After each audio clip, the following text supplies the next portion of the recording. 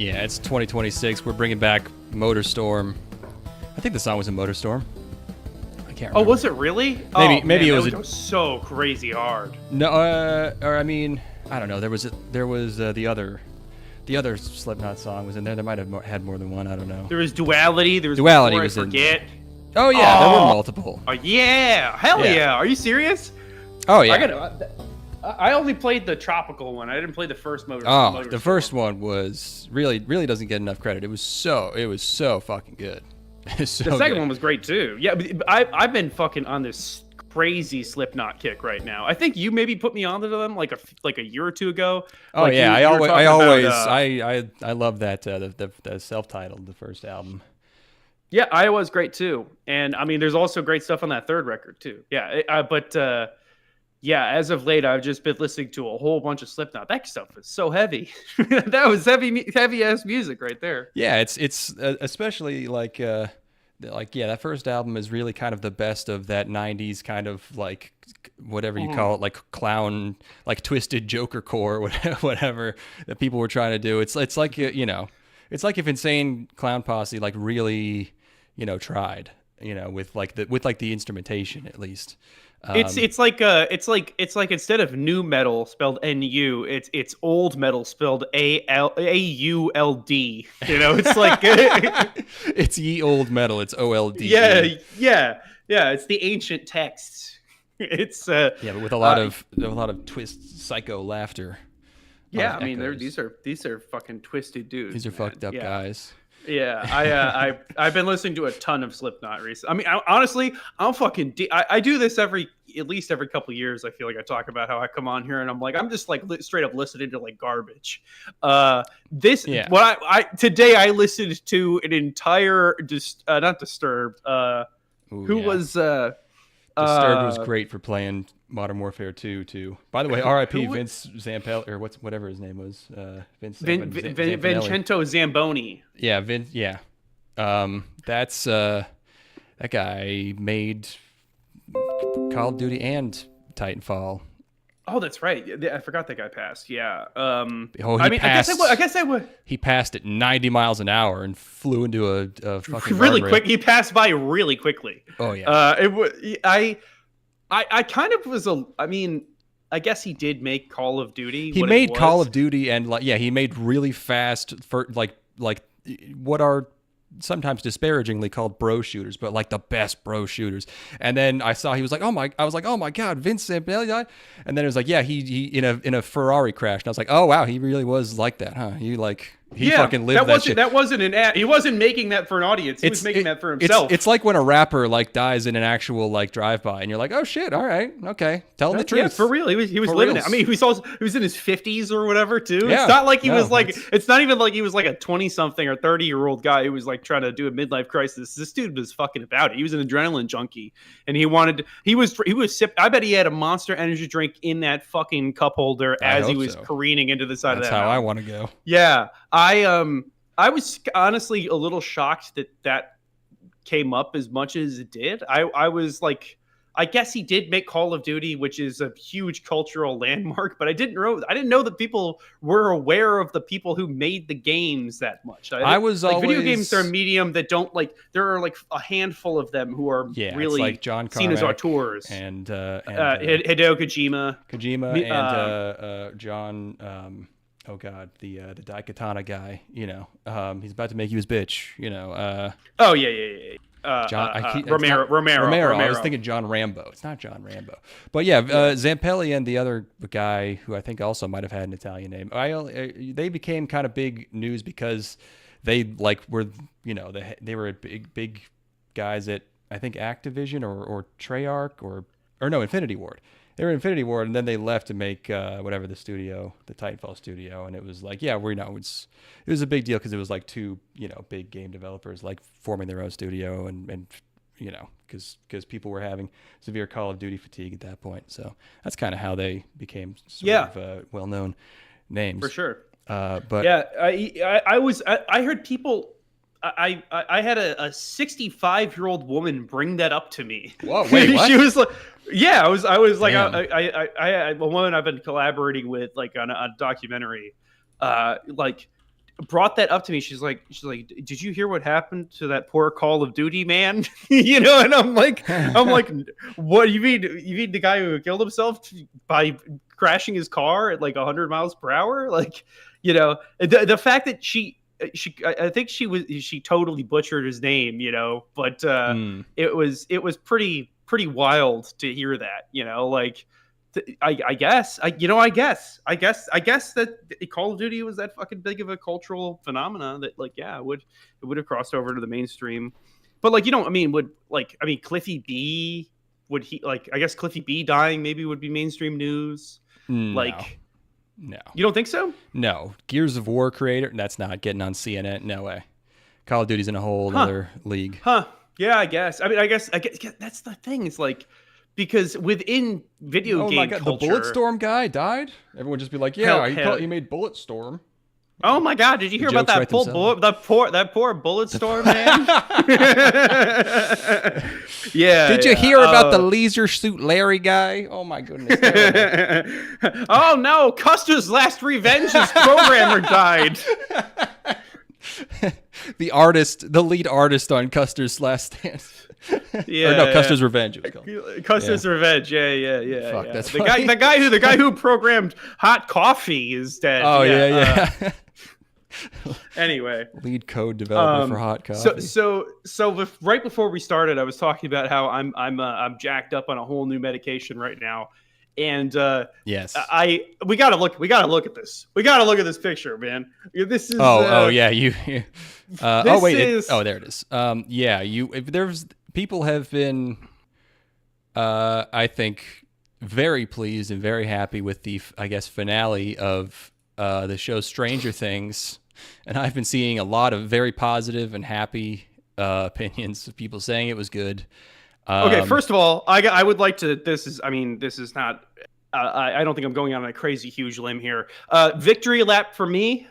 I would like everybody to applaud for me. You were the only one who thought that shit was bad? Like, come on. No. I just hit it from the rip. That's all. You know, I swung at the first pitch. You know, sometimes you have to get like this thing. Sometimes you have to get to the deep count. You got to get to, I don't like, remember 3 that. and 2. You'll have to produce some proof, because I remember watching it in your garage with all of our friends. Oh yeah. Well, do you watch all of it with me? No, we watched like 4 episodes, and I was like, "This is okay." That's what I fucking thought. I know. I don't know anything about the show beyond that. Yeah.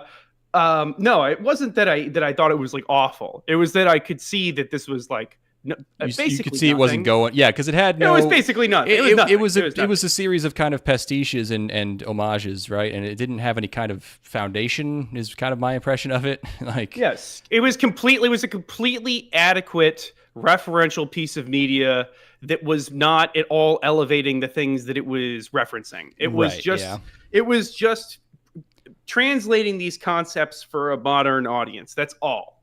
And the only people who really continued to pursue this were people who were young enough to be relatable with felt the characters were relatable, and people old enough who are still barraging us with their 80s nostalgia. Those are the two audiences for this at all. Whatever, doesn't really matter. The quality of the show is completely irrelevant. I'm never going to watch it. Doesn't matter to me at all. Is it an homage to Stephen King to have the ending go completely fucking off the rails and bonkers? Is that a little bit? Okay. Probably not deliberate. It's probably just an element of when you get this deep into a story where you had no idea where it was going to go by the end, you're going to inevitably end up here unless you're like a genius. So I want to look at this because, like, this, I swear to fucking God, because of my new medication, I've looked at this image for about 4 hours.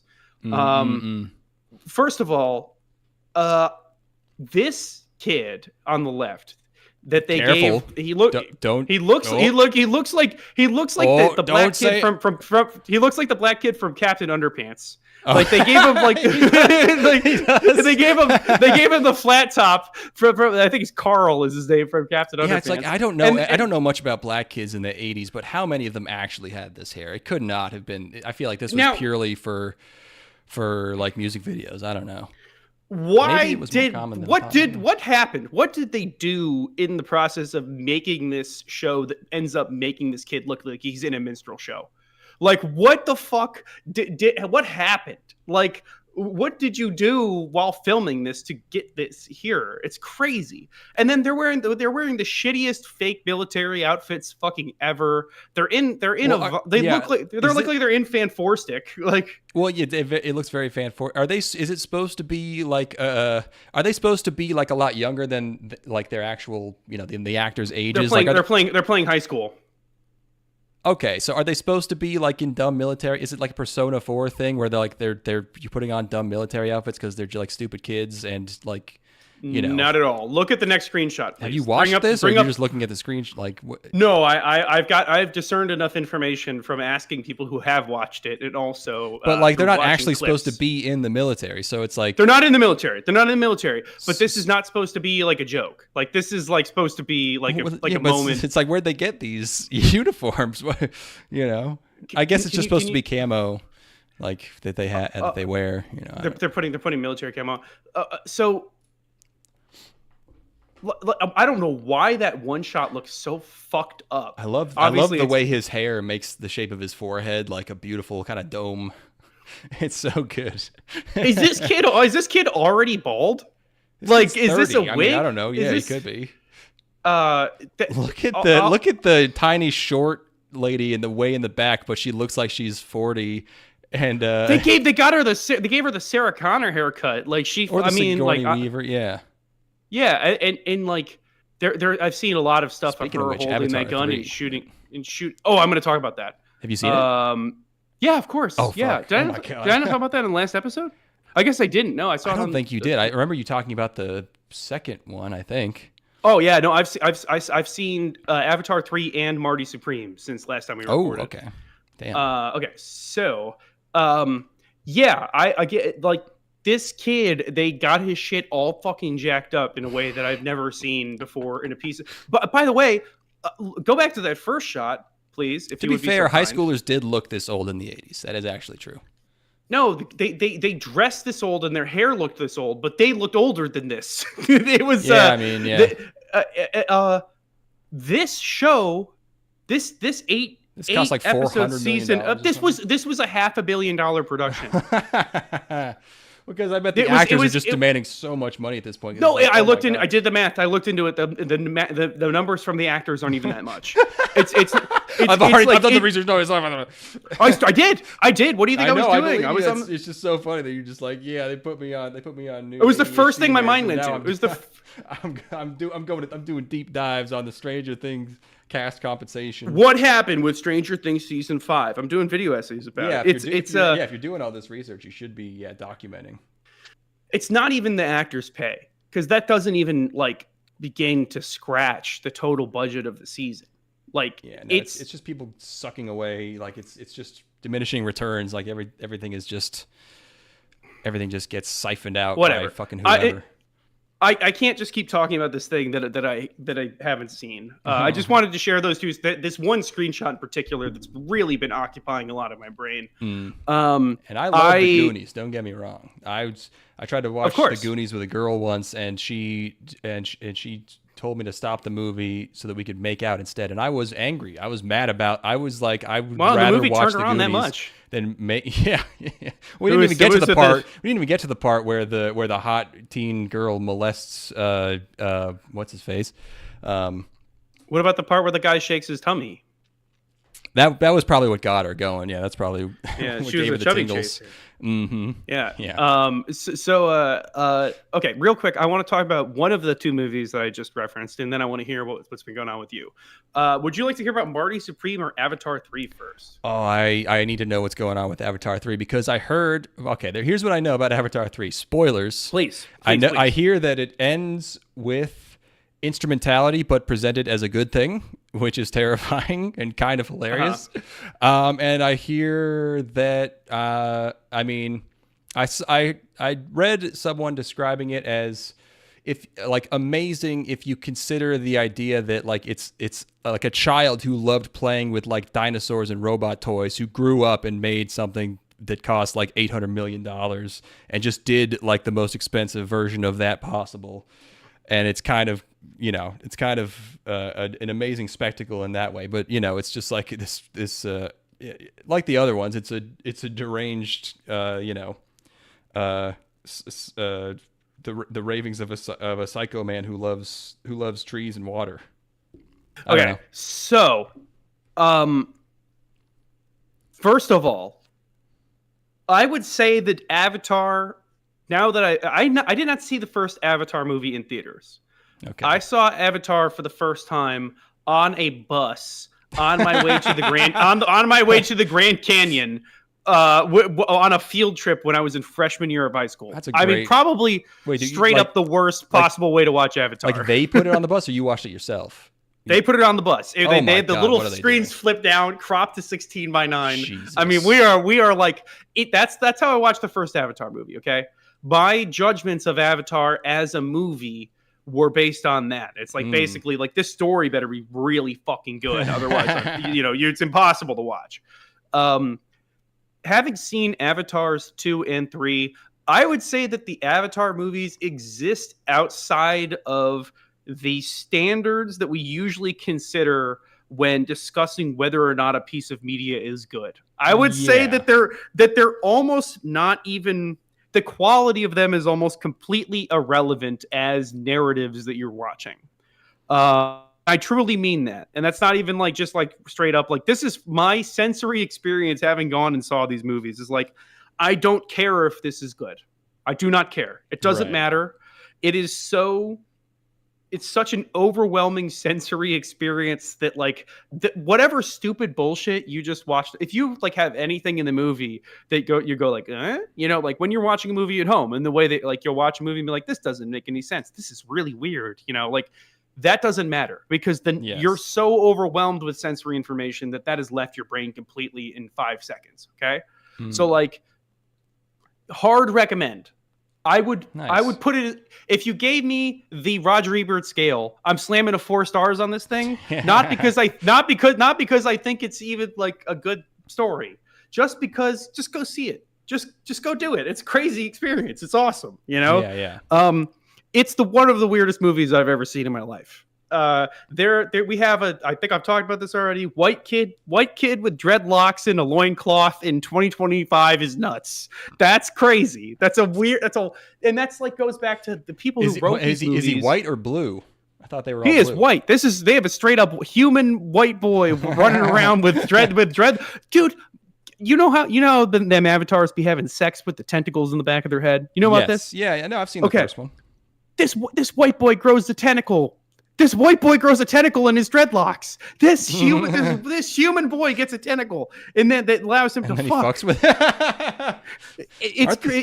these are PG-13. What the hell are they doing? The kid playing this actor, he doesn't fuck in the movie, but he gets the tentacle that allows him to fuck. Okay, yeah. He grows an alien appendage. And then he gets an alien so I think I talked about this a little bit in the second movie. The Sigourney Weaver character from the first movie dies and is incorporated into the god spirit of the planet, right? Of course. Her consciousness is absorbed into the her body, her alien body, her avatar body from the first movie gives birth to her own daughter. A virgin birth for her own daughter that is Sigourney Weaver also. So Sigourney Weaver plays a teenage version of herself as an alien. She's got to be pushing like 80 years old, right? Yeah, she's in her mid 70s at least. So she's playing a teenager. Wait, is this in the second one? This is in the second movie and carries on. I vaguely remember this. Yeah, there was just like a 14-year-old like Sigourney Weaver, but she's one of the main characters of the third movie, and she has a romance with the teenage white boy with the dreadlocks. It's crazy. Sick. It's like something that no person would ever write. It's like no human being could possibly write this. It's crazy. Like the criticism of the story of the first Avatar was that it was too cliched and normal. So maybe he was just like, all right, let's get fucking crazy. They're aliens. We can kind of do anything over here. But the thing is that the story has not changed. It's not the story. I guess, yeah. I guess they haven't changed the themes. It's just like, let's have weirder shit happen. That'll fix it. The first movie did have some weird stuff, and now like these movies are totally burdened with weird decisions that they made in like 2006.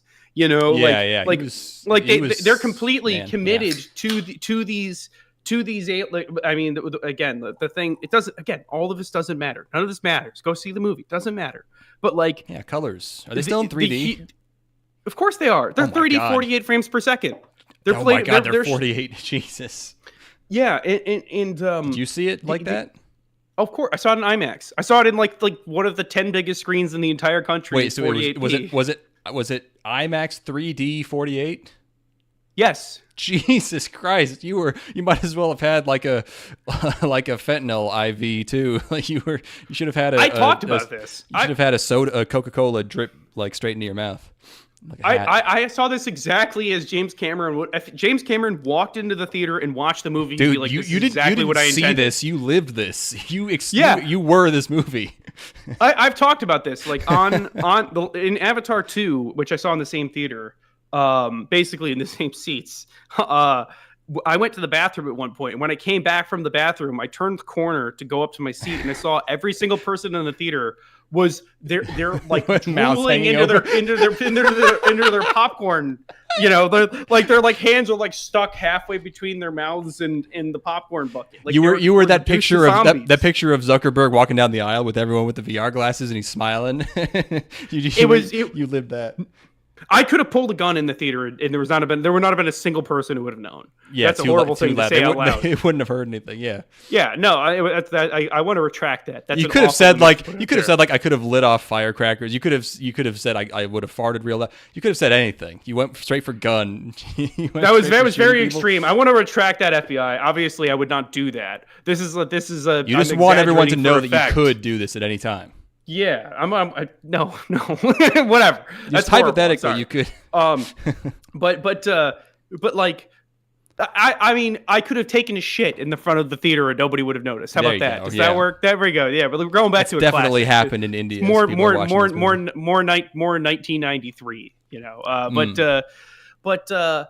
yeah, easy recommend. Crazy movie, totally insane. The third act of the movie is exactly the same as the third act of the second movie. Great. It is identical. They have this. It is the same people trying to do the same thing and the same people trying to stop that thing from happening. Mean old Mr. Wilford is trying to knock down the forest to build a shopping mall. They're trying to kill whales. They're trying to kill whales. I thought the second one was killing whales. That's the exact same thing that happens. Oh, they try to kill the whales again. They try to kill the whales again, and they stop them again. Why do I hate these whales so much? Well, I guess I got to watch it. I guess I got to see them. They got immortality goo in them. The whales have immortality goo. Oh my God, it's whale oil. Jesus fucking Christ. If we can get the immortality goo out of them, then we're good. Stop letting James Cameron write your movies. Nope. Go see the movie. Go see the movie. I got fucking body snatched by that movie. I'm telling everybody to go see it. Go see it in the biggest screen you can in 3D and 48p. What did you get up to for New Year's? Wait, you were going to talk about Marty Supreme. I wanted you to talk about your shit. I didn't want to just totally bulldoze this whole beginning of the episode. All right, yeah. Shit. Well, we had Christmas. Christmas happened. Did you get anything good for Christmas? Didn't get anything sent in the mail? I know you were down there, but what did I get in the mail? I got some hand carved wooden bowls. That was pretty cool. Ooh, nice. I got a Buffalo Bills koozie. I got a salt bowl, like one of those Whoa, I thought they banned those. A salt bowl. Hey, yeah, I got some good stuff. Yeah. Nice. I got knee wraps for lifting. Oh, okay. Yeah, that's really it. Nothing crazy. What about you? I got some good stuff. What I'm most excited about is I got a smoker, a whole ass smoker. No shit, that's a great gift. Wow. Well, I don't like to ask for shit like that because I don't like to ask for like big, not really expensive, but you know, it's like $200, and it's like heavy. But it was Thanksgiving, and you know, my mom was like hounding me, like, "What do you want for Christmas?" And I was like, "I don't know." My uncle was there, and he was like, "You got a smoker?" And I was like, "No." Oh yeah. So thanks, Uncle. Yeah, he kind of helped it out there. So yeah, I got it's like an electric smoker. It's not like a crazy offset or anything. It's basically just a fridge with a bunch of racks, and you just so I was thinking about things to smoke, and I just happened to come across, like on Twitter, someone mentioning a double smoked ham, which I've never heard of. Ooh. It's really just called that because you buy a ham and it's already lightly smoked, and then you just smoke it again. So I just smoked a whole ham, and then what you do is I had this pepper jelly that I made like a year ago because I had all these peppers, and no one wants it. Like there's nothing you can really do with it. It's just jelly it's like entirely sugar. And, pepper jelly's great. And it's good, great for charcuterie. Yeah, if you're having like cheese and crackers, yes. But people don't do that often. So I just have a bunch of jars of it still. But you brush the ham with the pepper jelly. Oh, and fuck. I mixed the pepper jelly with bourbon, which I had, and I brushed it all over the ham. And now I've never look. I like ham just fine, but I feel like no one really goes crazy about ham. I don't really go crazy. About ham. I certainly don't. No. I'm perfectly happy with it. I've never been that enthusiastic with it, but I'm now a grown man who has an entire ham to himself, and I have no supervision. And I've probably eaten like 2.5 pounds of ham in the last like 3 days, and it's so salt. I'm drinking so much water. It's like, it's too much. It's too much. It's like a power cleanse. I've eaten more ham this week than I've probably eaten in any given year in my, in the rest of my life. But that's what they should feed. That's what they should feed high school football teams. Is like that's what the stack should be. While they're watching game tape, is get all those kids a bunch of salty ham. Oh, get their sodium levels too many nitrates, or I don't know if they use nitrates, but man, yeah. And I got a big humidifier. My shit is damp in here right now because for those of you not familiar with the lore, I get severely dry hands in the winter. It's so much so that it's like it's a problem. It's a serious enough problem that it like prevents me from doing things because my hands are so cracked and bleeding, and it's really gross. It's not funny for me, but I'm laughing at this because it's crazy. It's so bad. Like I mean, it's so gross. I could show a picture of it because one time my hands were so fucked up that I was like, I have to document this because no one would believe me. It looks like sometimes my hands got hit with like birdshot.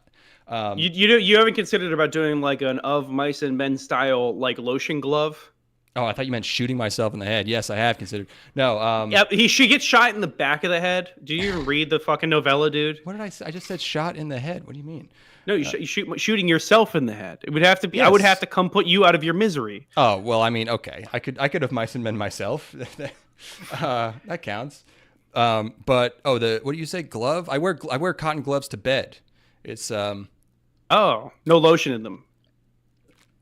Chock full of lotion. I oil my shit. Oh. I use like 4 different types of lotion.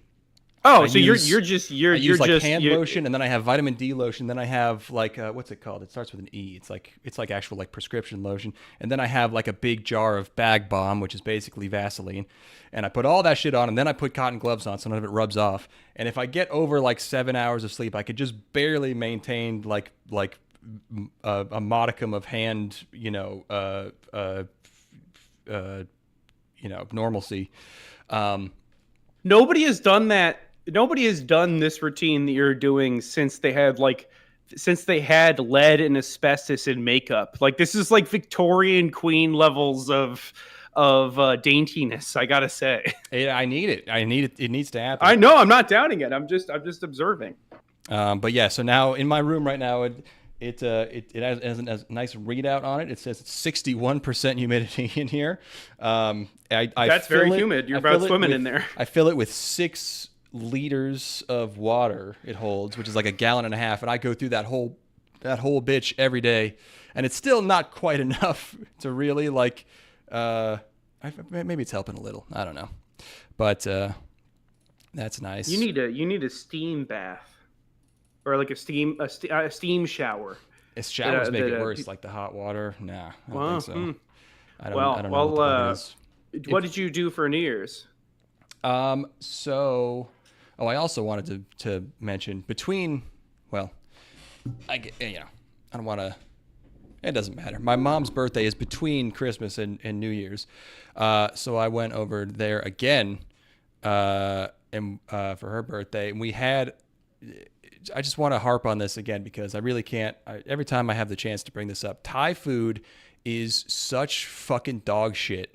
Thai food is what'd you get? Unforgivable. I got fucking fried rice with chicken.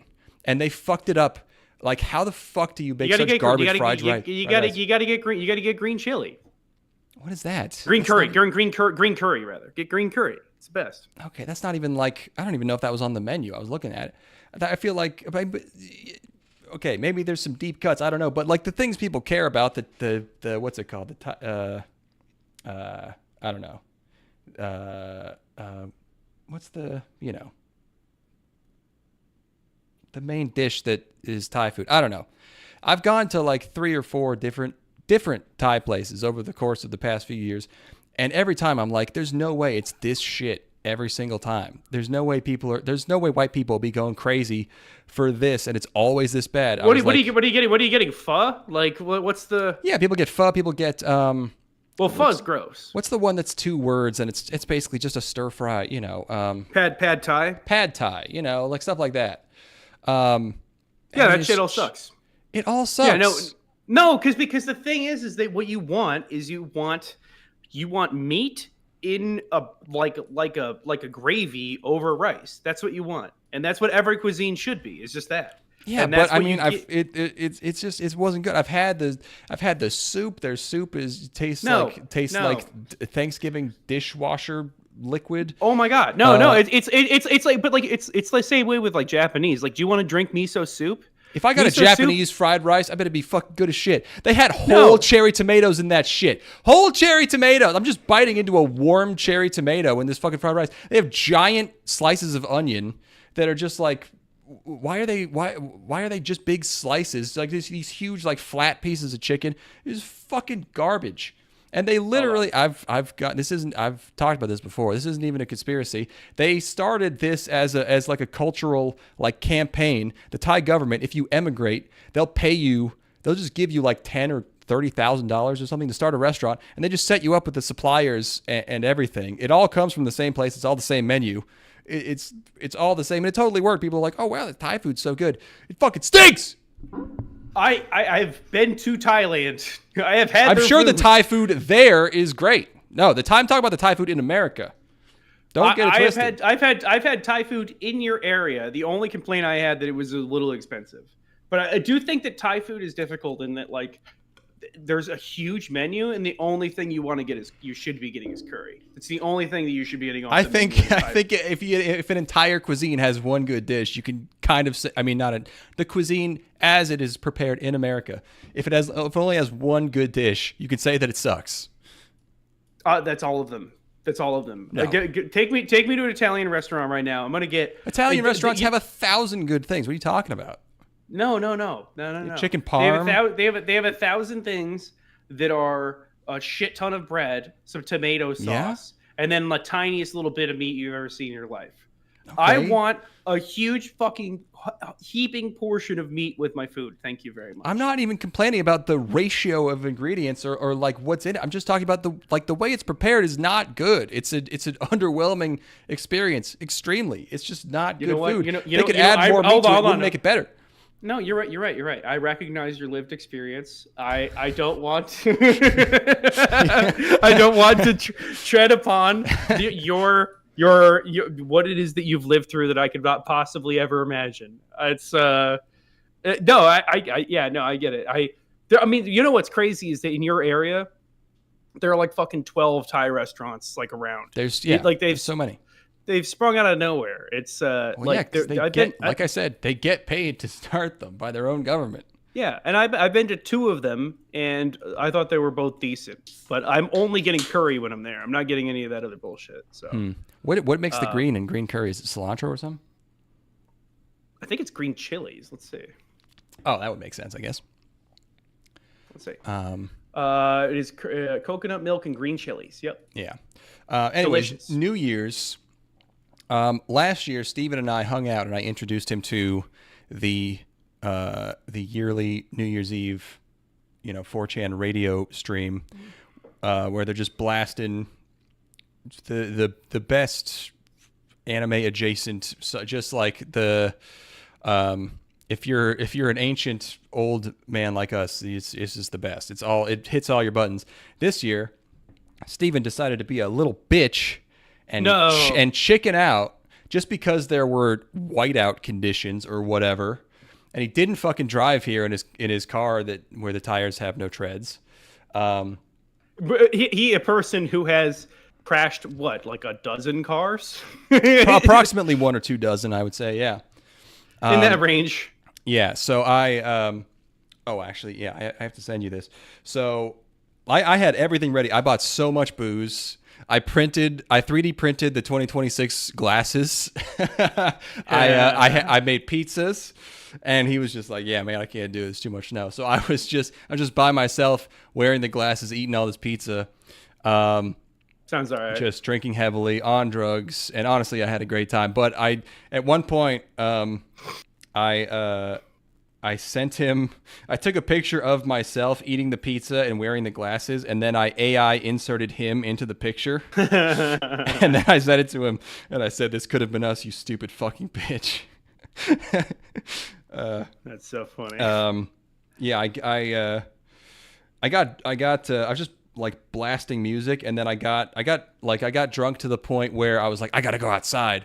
So then I went outside, and I was expecting like to hear the music like blasting from inside my house, and I closed the door to outside, and it's just like silence, and it's like snow everywhere, and like there's almost a full moon, so it's kind of bright, and it's just there's completely no sound whatsoever, and I just kind of I sat on I just it was like 10 degrees outside, and I just sat on the well in my yard and just like kind of sat there like for a while. That's like vintage drunk. That's like I got the vintage drunk. Yeah, that's like early 20s. Like you just have the compulsion to go outside. It's like cold outside. Like I need to go outside. Yeah. The cold air feels hot. So good. Yeah. Inside of me is hot, and outside of the house is cold, and in between those two is medium. It's like yeah.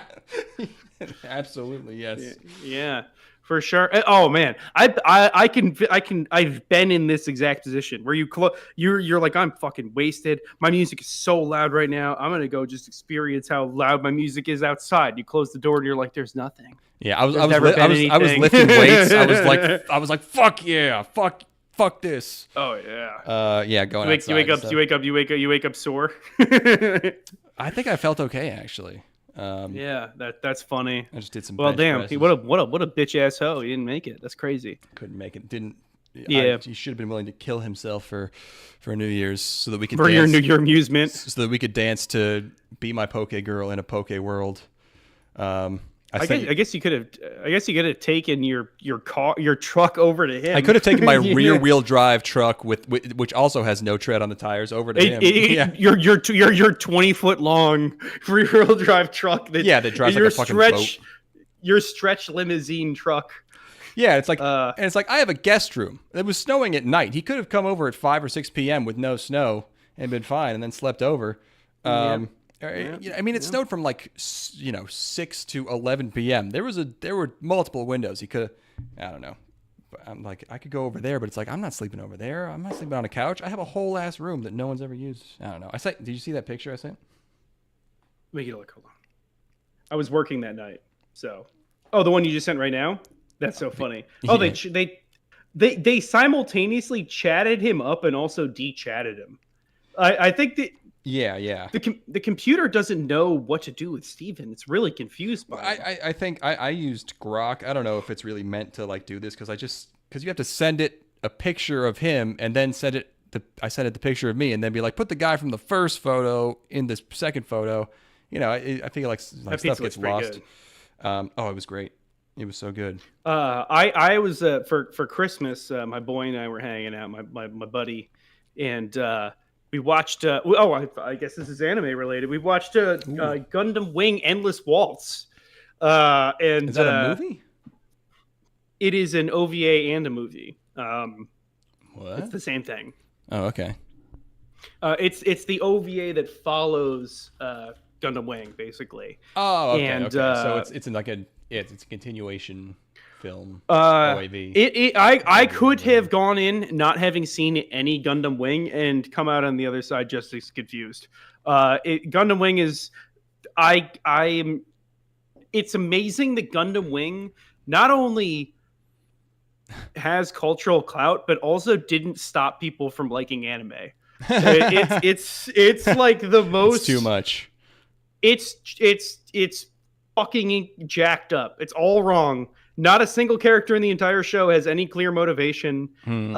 Nothing that they do makes any sense. Wait, did you watch the 90-minute film or the 3-part OVA? I believe the 3-part OVA is also, they're like 30-minute episodes. Am I wrong?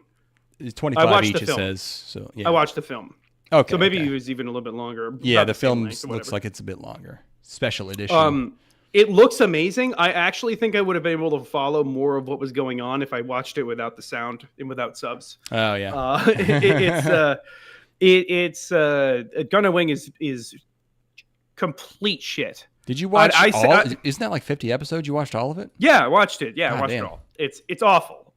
This was like 2 years ago. I watched it with some friends. Like we would just get together. You watching it. Yeah.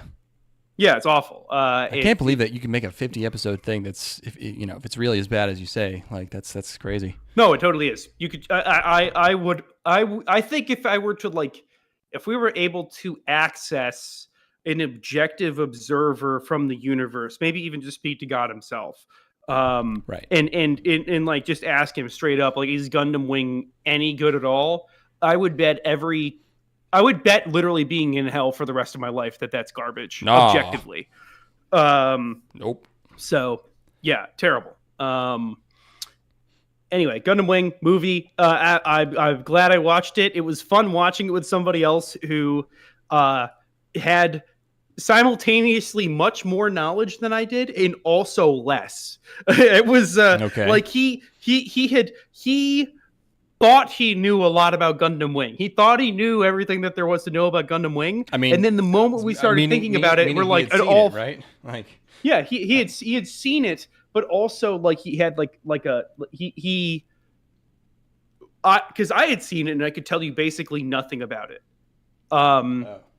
And he had seen it and he thought that he understood anything. Right. And it turns out nobody understands anything about it because it's completely incomprehensible. And it gives you these brief moments where you think you have a grip on it. There are these like sections of it where you're like, I think I know what this person's trying to do. And then it throws it completely out the window. Madness, truly maddening. It feels like you're schizophrenic when you watch it. Let me kick my cat out real quick, and then I'm going to talk about Marty Supreme. Get that fucking cat out of here.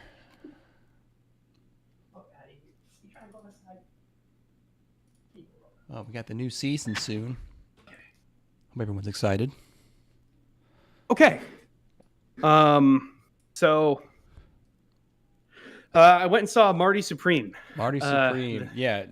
Timmy Shao has been on a real PR, kind of an interesting PR sort of run for this movie. Just like he's showing up in British rap music videos and like doing weird skits, and like it's kind of funny because it's making people hate him, and like I kind of like that he's willing to do that.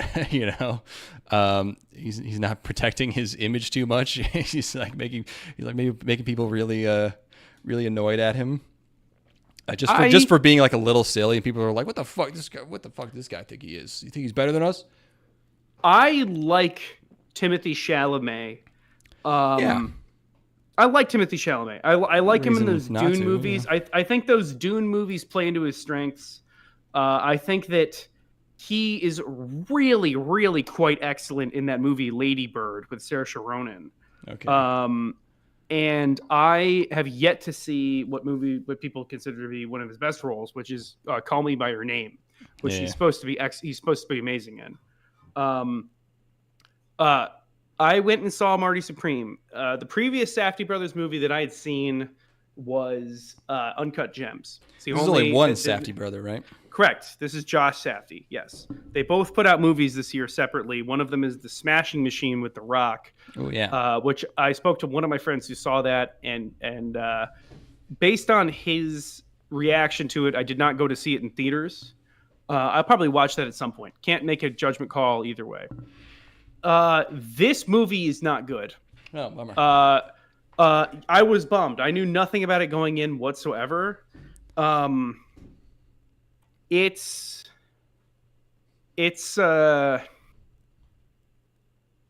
completely empty. It is a completely empty movie. It is, and also, I'm mostly going to talk about Timothy Chalamet here, I think, because he is not a leading man. He's not talented enough. But he was a leading man in all of the movies that you just praised him for. No, he is a leading man in Dune. Yeah. And in Dune, it plays specifically into the thing that he is, which he is removed, distant teenager. Those are the things that he does well. He plays that, and Paul Atreides is a very specific role, and he is good in that role. You know, like he plays Paul Atreides well because he has cold, dead eyes that don't emote, and it fits Paul Atreides in that version of Dune. He doesn't give the Marty Mauser character any internal world whatsoever. There is never a moment in the movie where you're looking at the Marty character and thinking, this is a person who has a real internal dialogue going on. There's no amount of like, this is a fully fleshed out and developed concept of a person.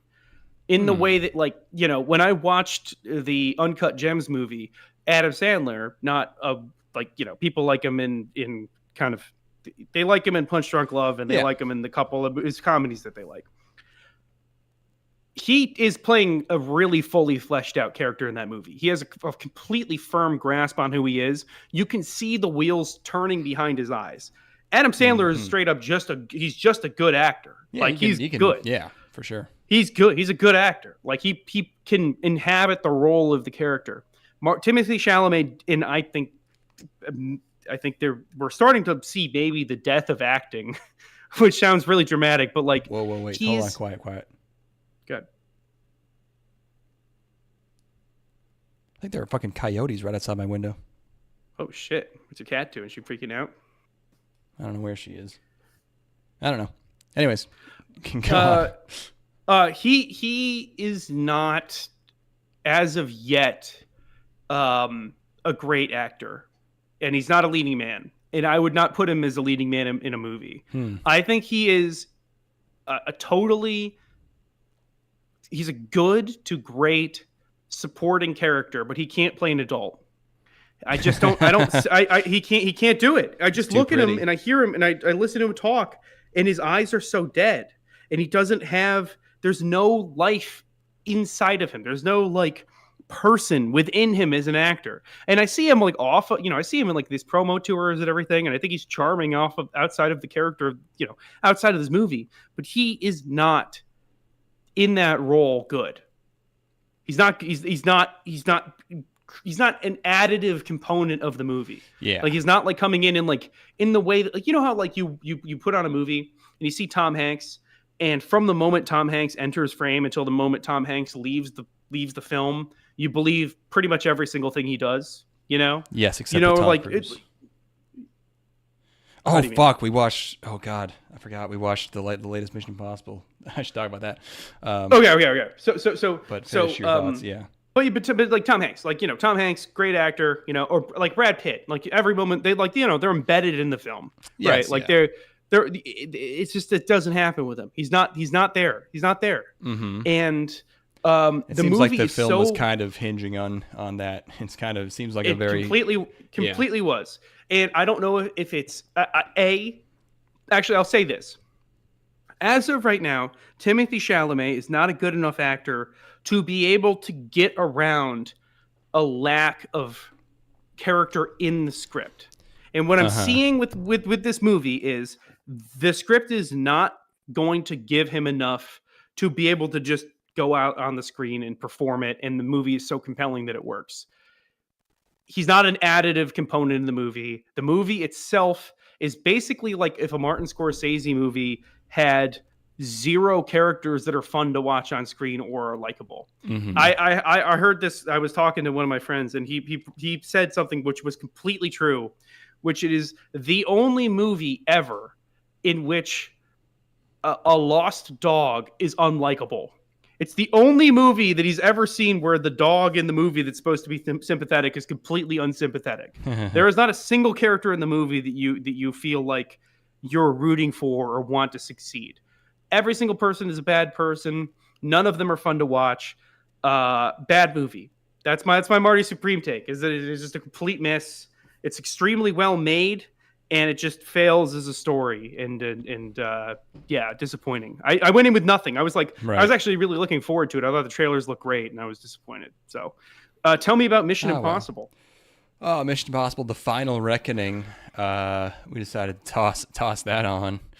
Man, that movie was 45 minutes of recap, and then two things happen, and they're very big, very expensive things. But my God, man, Jesus! That first hour, I think I talked about this a little bit. Is it from what I recall from when I saw it? I guess I saw it last year. I've never watched a movie where I thought, like, I might just walk out of this in the first hour. I thought you liked this one. And then the movie you got me back in. It pulled me back in, but the first hour is god awful. I mean, horrible. It's just insane that like I get that the last movie came out a couple of years ago, but just like, dude, come on. You have to explain everything that's happened in the past 30 fucking years. These movies, it's been 30 years. I'm again, spoilers. I'm sorry. I was not really disappointed. I don't know. Like, I've been enjoying every time I watch one of these movies. Every time I'm so entertained by the fact that Ving Rhames is still in them because like he's so out of place.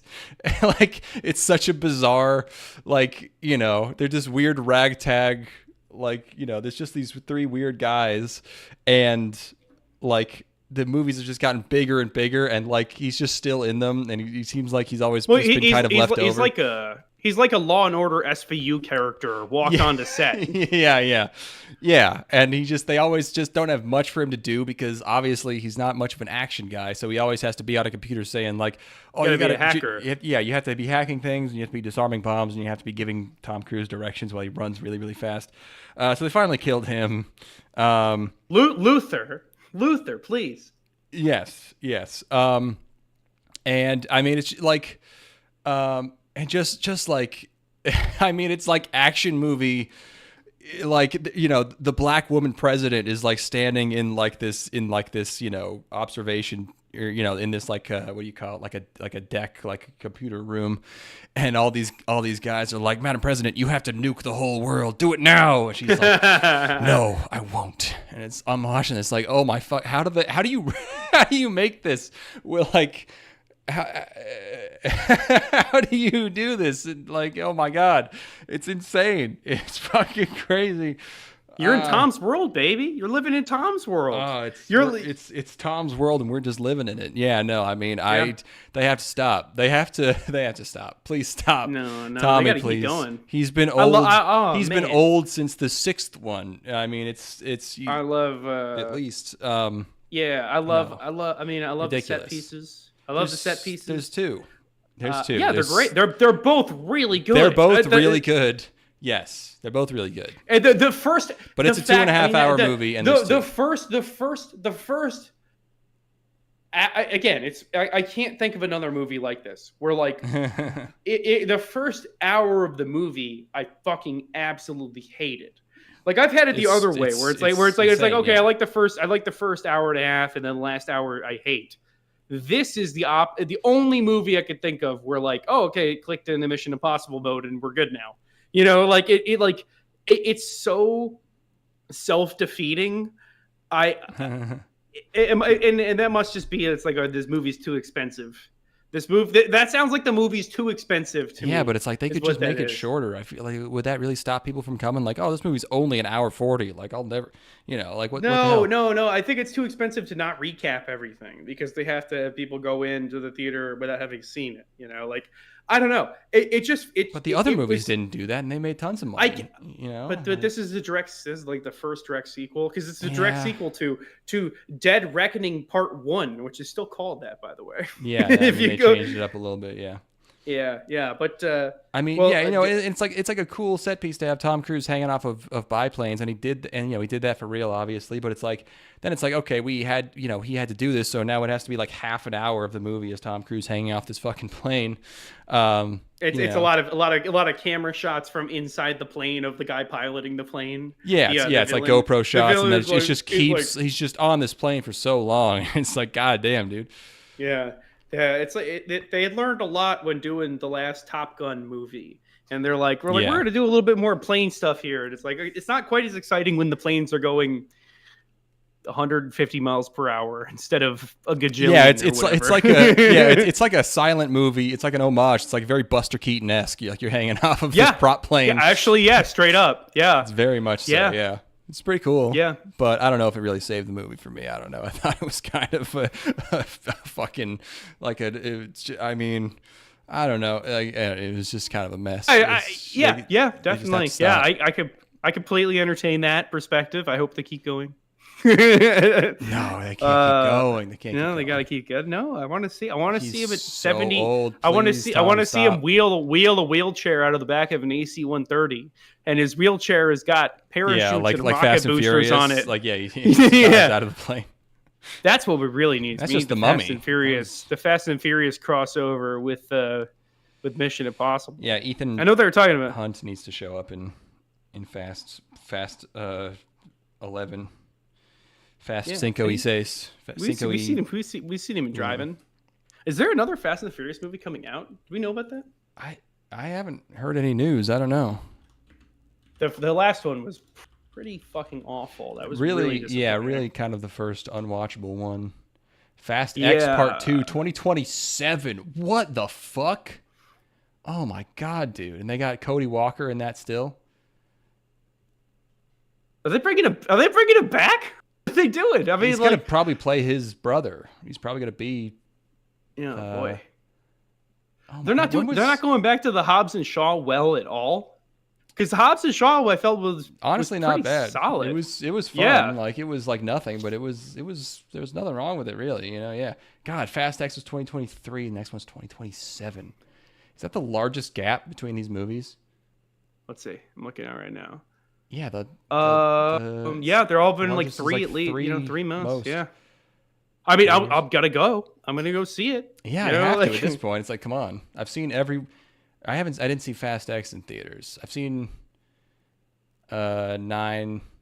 I've seen all of them from 5 to 9 in theaters. Fast X was pretty fucking bad. I mean, like, no, that was 9 had the weird self-awareness for the Tej character and the Roman character. It was Luda and Tyrese Gibson were like aware of the fact that they were in movies, and they were like talking about how they were immortal, and then they went to space, which I like that.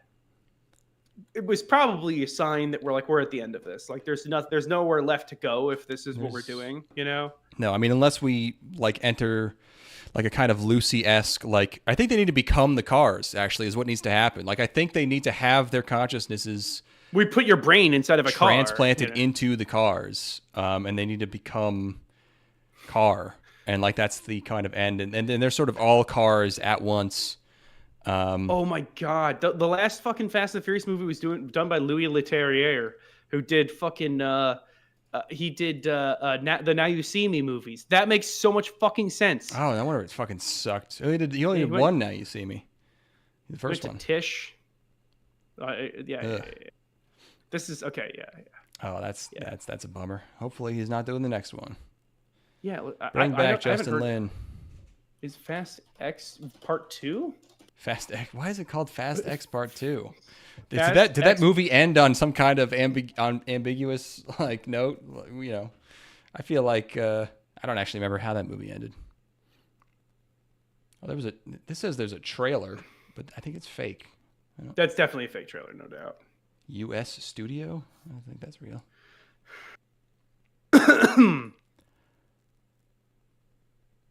There's no script.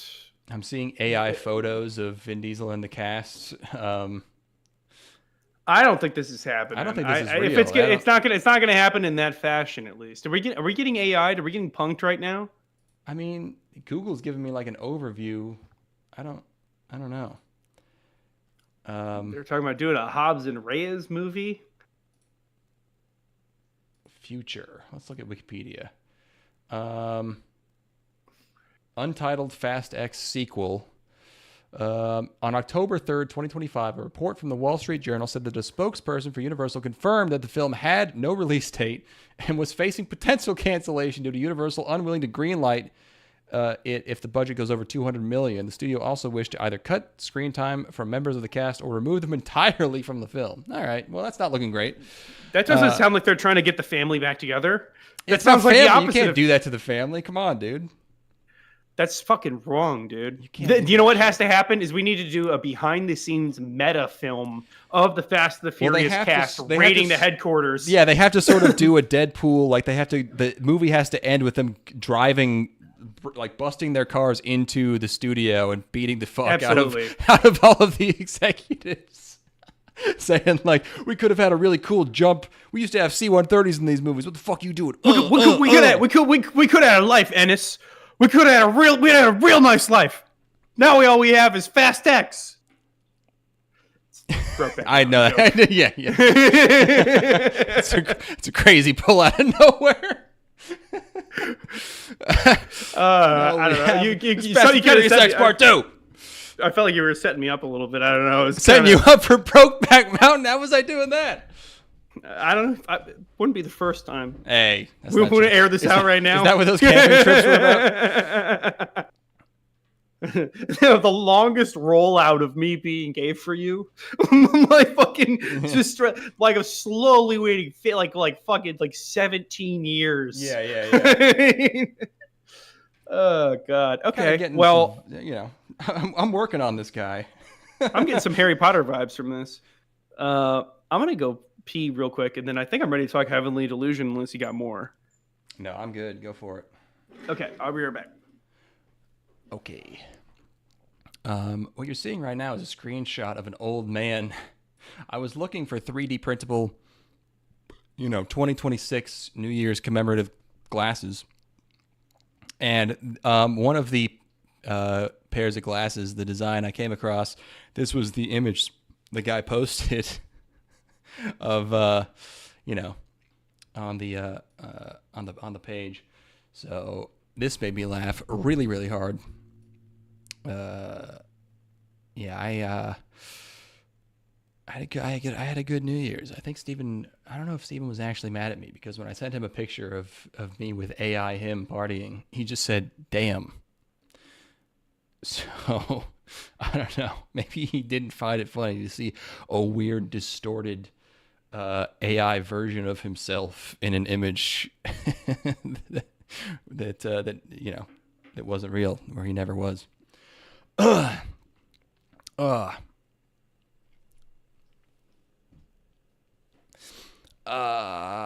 else is going on? I don't know. What's in my notes here? I'm so glad that we're at a place now where like we have to just Google searching Fast X Part 2 gets you to a place where it's like, okay, I have to sift through a bunch of fake trailers, which always existed. That's that's always kind of been like that, yeah. But it's more like the people like generate headlines and like fake quotes and shit, and it's not. It was fair game when it was done by real people, but now that it's done by computers, I feel like it's not real anymore. Well, yeah, the amount of effort required has been, it's dropped off a cliff.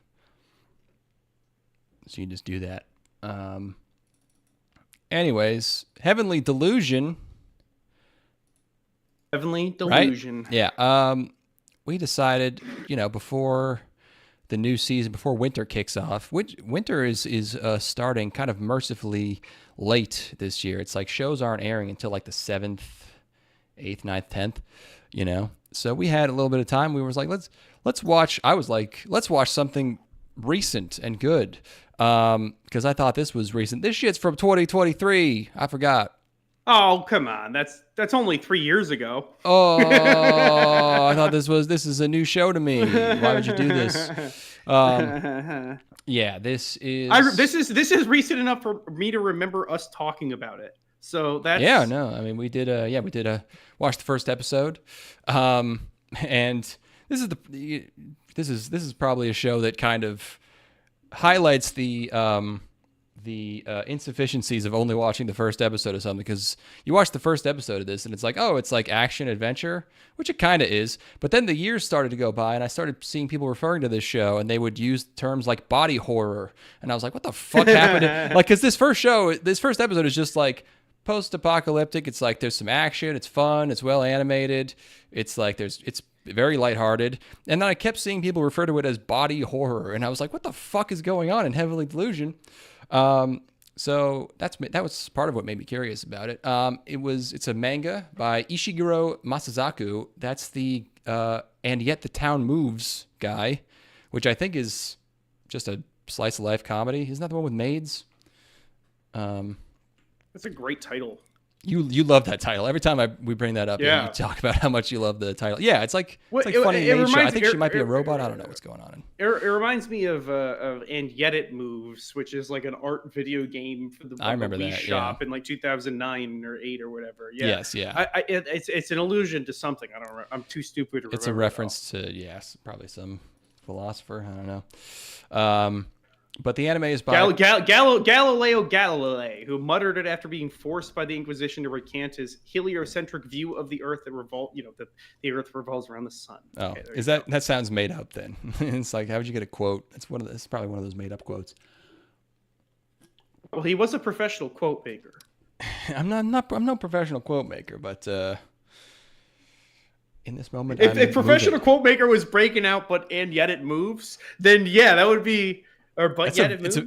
And yet it moves. It's a very vague quote to generate out of nowhere. That's what makes it. It's that's evocative. A good quote. Yeah. The anime is by Production IG. 2023. And yeah, it's it's these two. They're walking around. I don't know. I just copied my notes from the seasonal preview for the first episode. There. Why did I say? Oh yeah, there's tomatoes. At first, it took me a little while to get used to the faces because they have these. I don't know. Some of the faces look very kind of. I don't know. They're kind of round.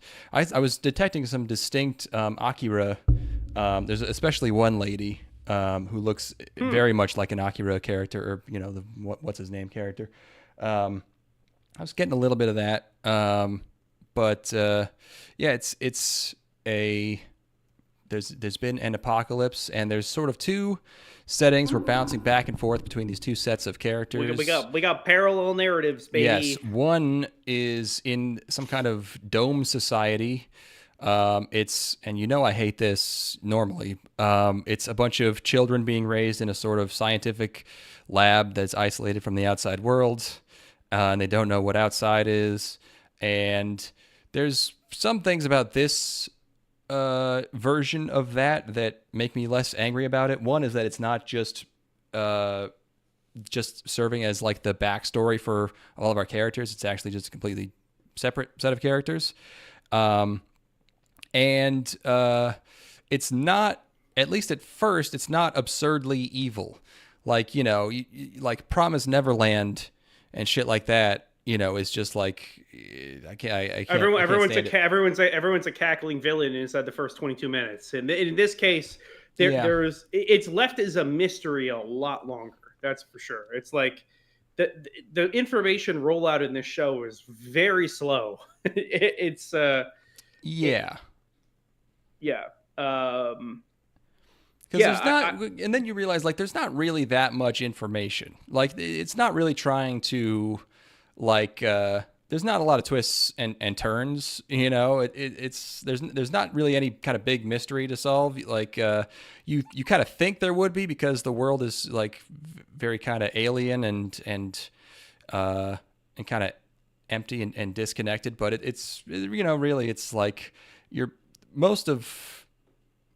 if you're going into this looking for like a deeper meaning, like most of this is kind of like episode to episode, like, like you're introduced to characters and then, your main characters move on and they meet a bunch of people and a bunch of stuff happens. I was kind of, yeah, like when watching this, I was kind of like, I had points where I was like, what's going on here? Like, what's the point of this? But then you're like, it's good, so it's fine. It's mostly it's a show with a ton of ideas. I guess the manga or whatever. There's a ton of ideas here, and it's all of these different aspects of a post-apocalyptic society basically.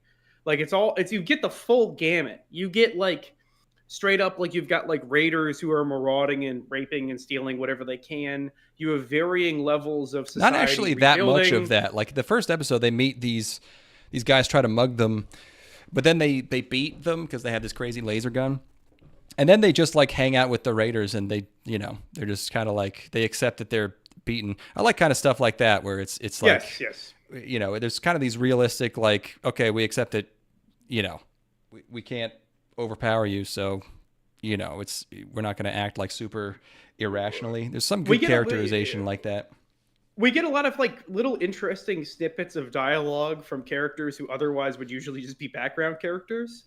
Like we get a little bit like one-off lines and stuff where they give just a little bit more for them to do, or like they've got like a little bit more going on behind the scenes. They feel like they're a little bit more fleshed out than you would usually get. Like these aren't like drooling rape gangs, Yes. Like like they're you could feel like internal dynamics going on within like their people who are trying to survive in the world, and like they have their own place within this world. And I think the most important element of this is that the characters, the main two, less so the ones inside the facility, like just less so, are fun to watch. I just like watching them. I just like watching them get into these situations and have their antics, and I just find them entertaining. I find them, their banter and them moving through the environment and their thought processes just fun to watch unfold on screen. And it's in a show with so many seemingly lofty ideas going on, or at least a lot of backstory that we're not entirely aware of. It's a little strange. But I just felt myself propelled through this because I liked watching them. I just think they're fun. Like they're animated really well, and they're entertaining, and they're interesting. And every episode, something fucking crazy is happening. At least, like you're learning, like okay, like this person's brain was cut out of them and put into the body of their sister who they were sexually attracted to, or whatever. Like shit like that is always happening. Like there's always something where like that's fucking bizarre.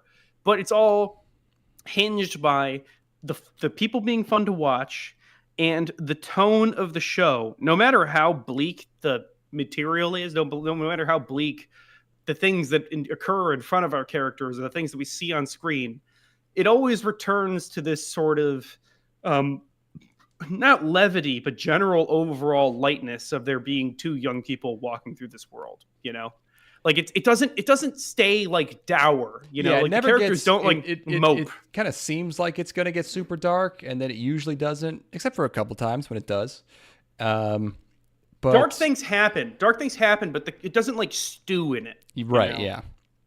Yeah, definitely. And I also like going back to the world building. It's like, it's only been, I think 15 years since this apocalypse. And like, it's not, there's like sort of civilization, like there's people around, like, but they just don't really have like electricity and shit, but there's like settlements and, but yeah, our two main characters are Haru, which is the boy, and, Kiriko, I guess, except Kiriko, we learn in the second episode, is actually, Kiriko's brother, whose name I forget, who's been, put in her body. In the first episode, like there were jokes about like, because this lady at this inn thought that they were related, so she was like, "Oh, you shouldn't, it's not appropriate for you to be in a relationship with your sister." And they were like, "Oh my gosh, that's crazy. We're not related." And you're like, "Oh, okay, this isn't that kind of show." Then the next episode, you're like, "Oh, this guy wanted to fuck his sister really bad." Man,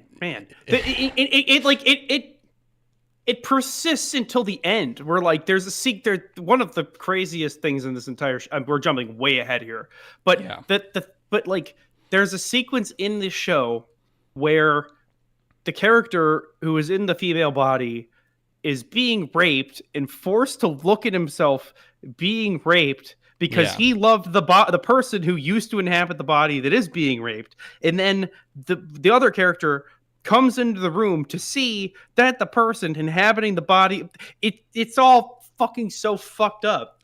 But it doesn't ever like just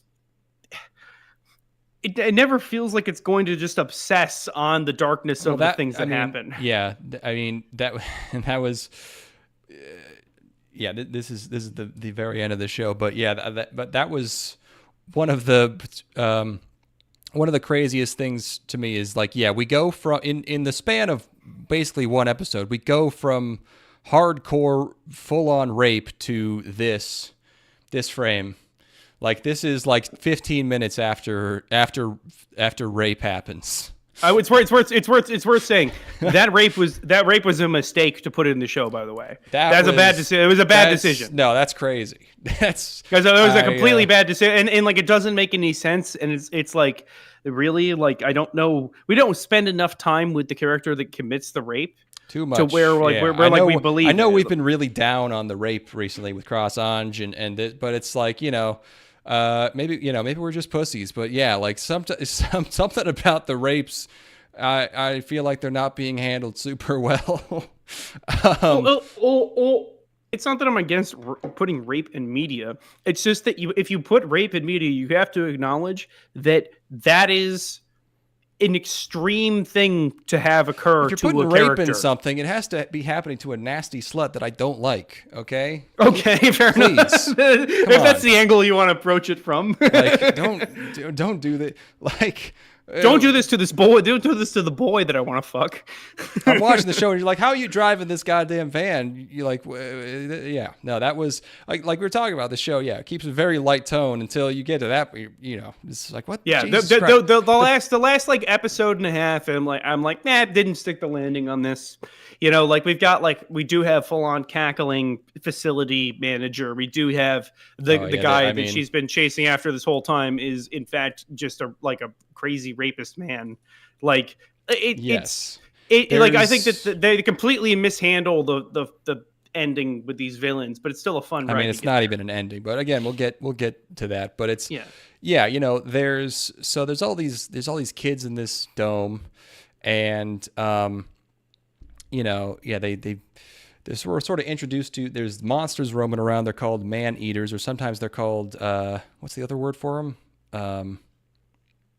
I forget. Oh God, yeah, like a Japanese word. I don't know. They call them two different things. I'm not sure why, but that's the kind of dark thing that happens. Is this lady, the monster roaming around her hotel is her son, and she tries to protect it, and then it just kills her instantly.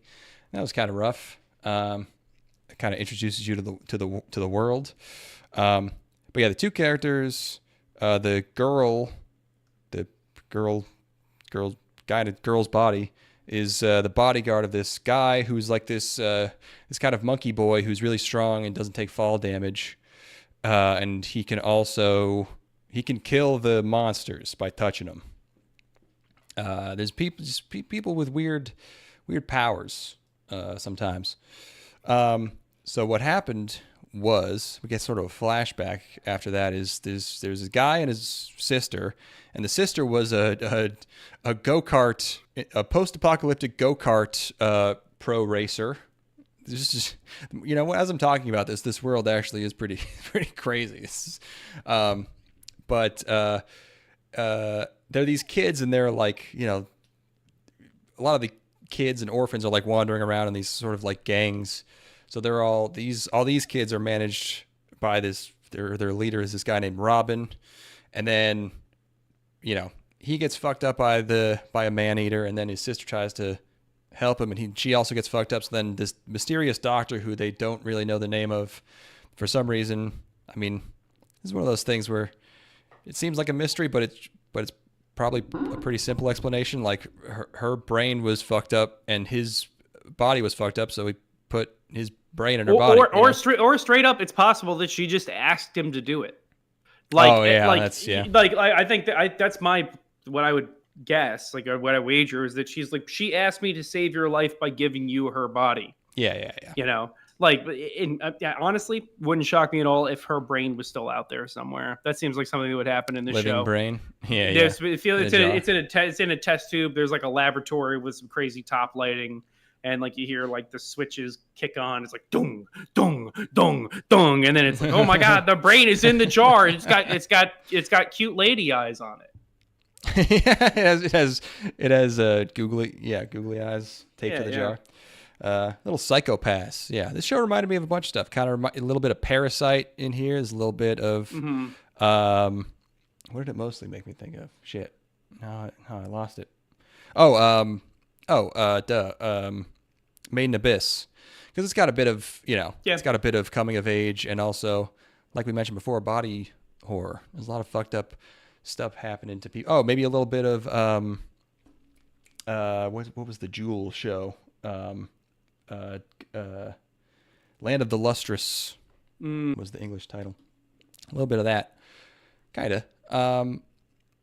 Where was I? There's a big fish. Oh yeah, they're just kind of looking around. She's looking for these two guys, the doctor and Robin, the orphan boss.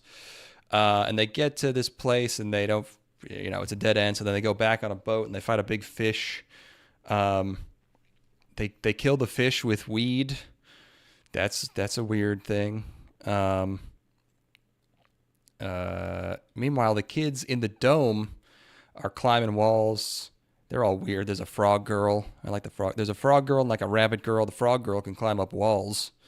There's girls smooching, But at this point, this was the thing in the show where I'm like, they talk about this later on, where they don't tell the kids in this love or sex at all. Yeah.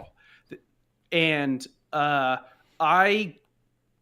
would really do a number on you if you were just like, you just were in this facility with a bunch of other people the same age as you, and you were given no information at all. At one point, one of the characters is trying to explain to this girl that he's sexually attracted to her.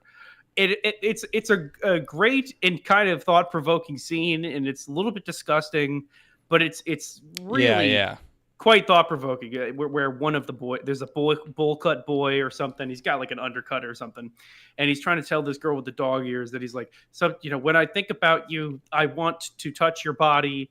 But it's not that like I just want to touch it. It's like I want to lick it. And she's like, "You want to eat me?" And he's like, "No, I want to lick you." He doesn't have. They have no concept of anything, at all. But they also don't have like taboos. So they're just like, I just. So she's not even freaked out. She's not freaked out. Like she has no. Well, she's also that character is just sort of particularly like nonchalant. Like she's very chill. All the time. For sure. Yeah, it's a great scene, and there's like little moments like that throughout the show and the stuff in the facility that's very interesting to me. But overall, the facility stuff doesn't grab me as much as the stuff going on with our main characters. Yeah, and as you're watching the facility stuff, like, I'm thinking like, obviously I'm thinking like, okay, like this is definitely taking place before the apocalypse, right? Of course. And I was like, it seems too obvious. Like, but I think they're trying to make you believe that these are happening concurrently, because in the dome they have like they keep referring to the world outside as being like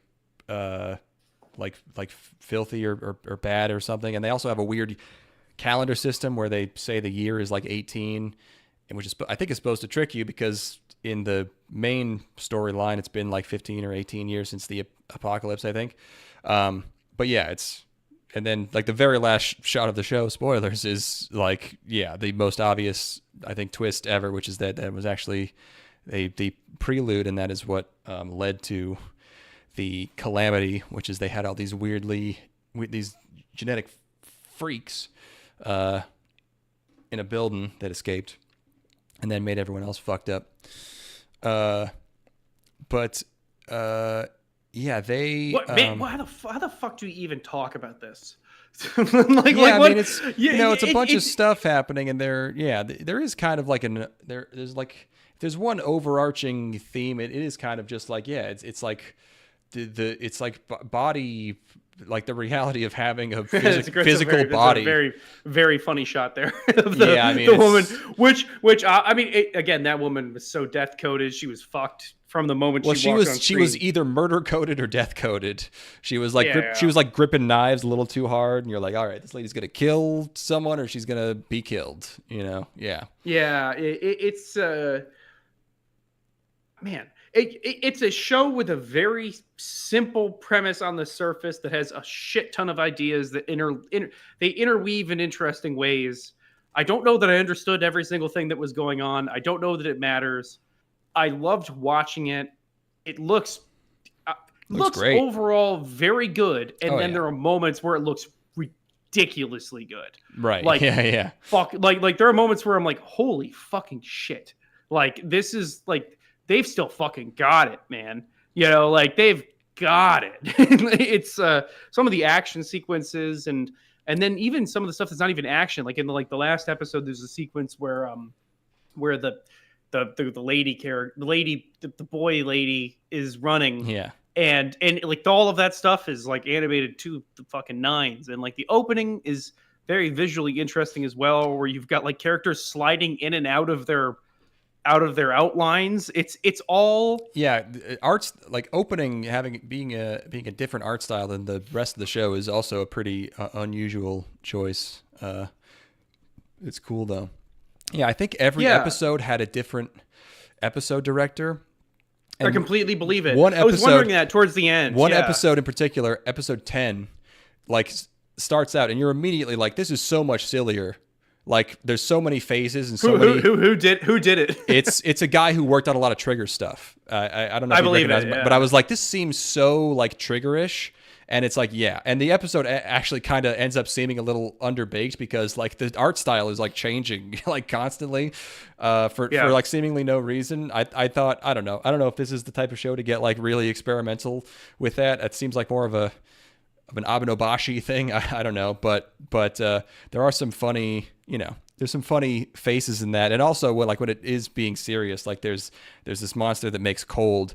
And when it's like, like the whole, like, the entire environment just suddenly becomes like extremely cold and everything's freezing. And it's really communicated well visually. Like everything just because you can like feel how oppressive this coldness is.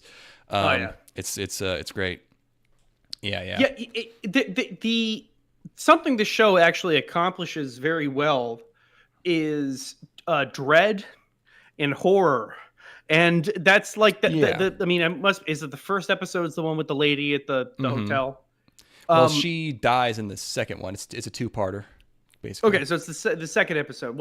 Either way, it just accomplishes that very well. There's a lot of very unnerving things in here, and not all of them hit quite as well. Like the pod stuff didn't really work for me, but a lot of horrific imagery and also just very well directed sequences of horror. And it doesn't just, there is a lot of gore in here, but it doesn't really rely on the gore to do a lot of the unnerving components. It's like, think you have dread and then something horrifying happens to a person and they die. But the dread is the thing that's really doing a lot of the carrying there. It's like someone wanted to make like, like a fun action adventure, but also like it's not fun unless you have this sort of, unless you have these kind of like, ups and downs. Like there's higher kind of, not stakes really, but like, just these darker elements to kind of accentuate it and give it this kind of, unique feel, I guess. Yeah. It's got a great tone and it's extremely watchable. And I don't think it's one of the best things it's not one of the best things I've ever seen, but it's one of the easiest things I've watched recently where I could just put an episode on and I'm like, I have no fucking clue what's about to happen here. Like I have no worldly idea what is going to happen in this next episode. And I'm just along for the ride. And it's not going to beat me over the head with how dour everything is and how upsetting all these things are. It's just going to have moments that are upsetting. It's Right. Yeah. yeah. I mean, just a lot of heavy material in here, so it's not necessarily like a slam dunk recommendation, especially for people who are like not into body horror at all, which this has a decent amount of. But like, Yeah. I And was if pretty, I was pretty, I was pretty impressed with it. I don't know. yeah, and if you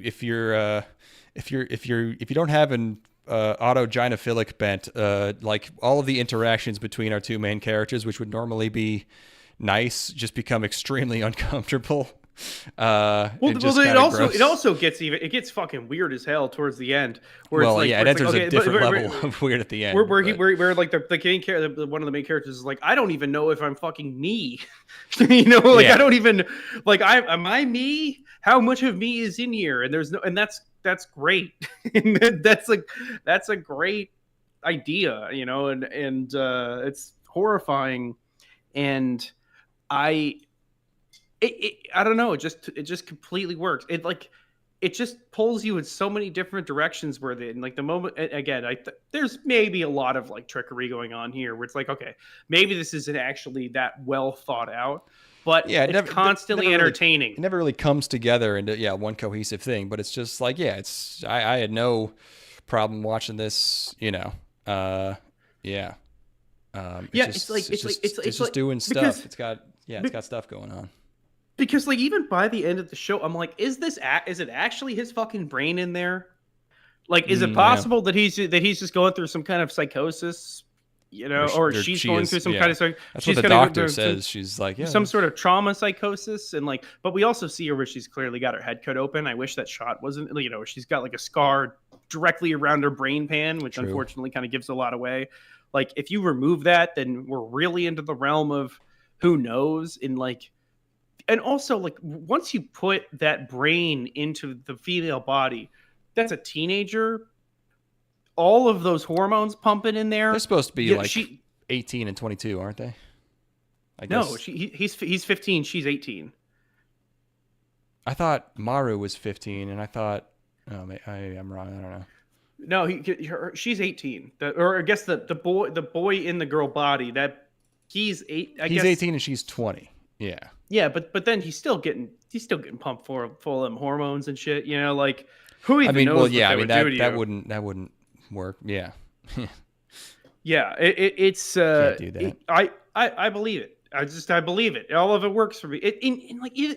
Even though it's batshit. Also, you've got a great screenshot up here with these fun little characters that show up for like 2 seconds. Where there's this girl with all these watches. She's got like these like, I don't know, Hunter characters or something. oh, I want to see more of her. She's fantastic. Yeah, She's well, so funny. she has her arms are covered in watches, but only one of them is correct. She's like, which one's correct? It's so funny. Like, it's a weird little bit. Yeah. yeah. I mean, I wish I maybe seen a little bit more of the world before, everything. This phase of the apocalypse before they became wanderers, but yeah, God, everyone's so fucking jacked up in this. Like Everyone's having a everyone bad is time. Yeah.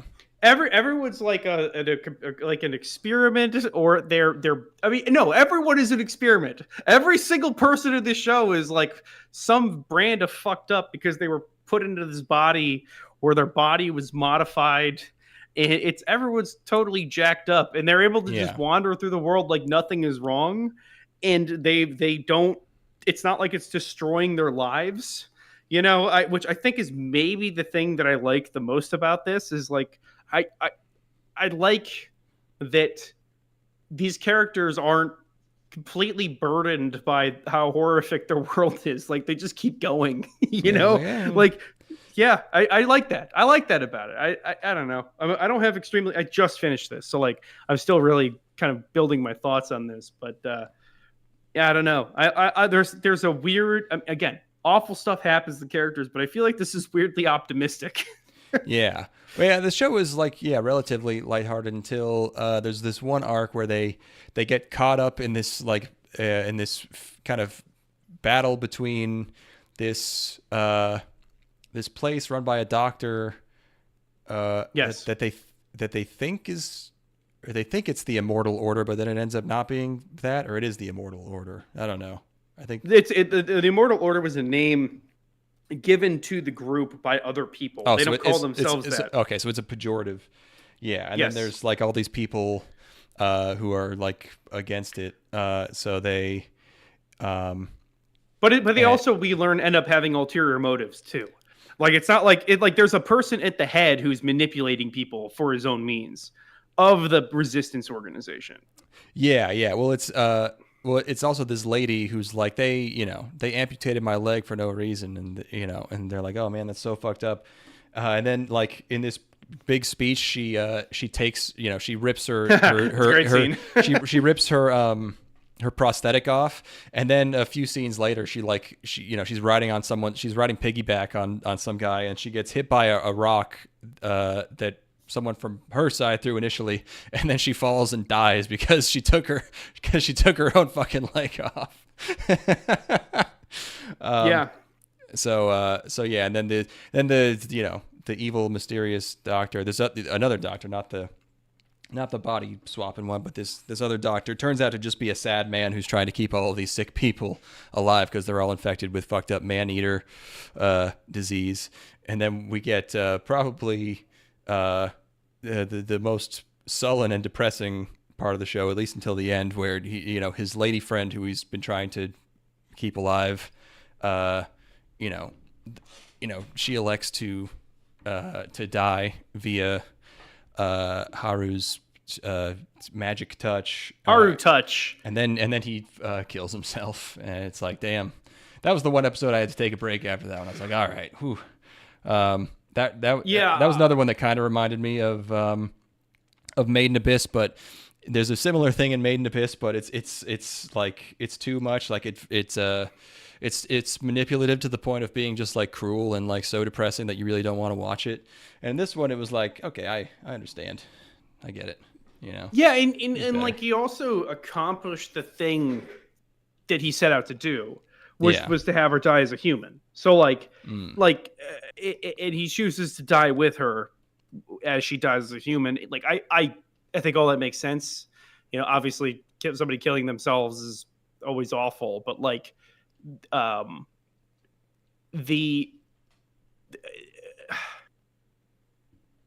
he gets that amount of relief before he does, right? Like, he gets to have that solace. He gets the last message from her.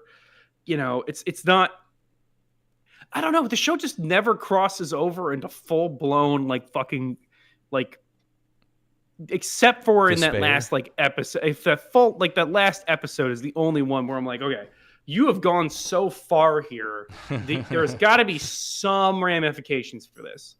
Like, you can't just have these people get back on the road after what happened. Like, we can't be fucking just smiling and driving away. Like, it's simply wrong. Like, it's simply incorrect. There's too much of the author's fetish. He's just a little too much in there. Yeah. But like, you can do that. Like, you can do the thing where it's crazy. It's a crazy scene. That's a crazy thing to see in a piece of media where a person is forced to watch themselves be raped, but also their sister at the same time in the body of their sister who they loved sexually. Like, yeah, that's crazy. That's insane. I don't even want to think about that. No, you can do it. But once you pull that ripcord, you need to be fucking... Yeah, it's funny when we're talking about this when there's a gray alien on the screen. And then just a motherfucking alien shows up. There's a full-on gray alien. Look at this thing. Yeah, man. In the dome. You're like, why is everyone just talking to this alien all of a sudden? And then you realize it's a flashback, and it was this, I guess, girl. They referred to her as Asura. She killed herself with a magical noose that she generated from the ether. I don't know what the fuck that was about. As we've sort of alluded to, this show doesn't end. No. This it's because it's been several years and I haven't seen any news of a sequel. I haven't even seen anyone like ask or for a sequel or bring it up. So I figured there would be some kind of maybe stopping point. No, we just kind of end kind of at just a regular episode. There's no really indication that anything is ended except for kind of the dome plot line. You can kind of guess what happened there. That's over. They bust out, and the world ends. Another major arc we have is we meet this dude with this dreads dude, another white boy with dreads. I guess Japanese season, baby. I guess Japanese boy with dreads.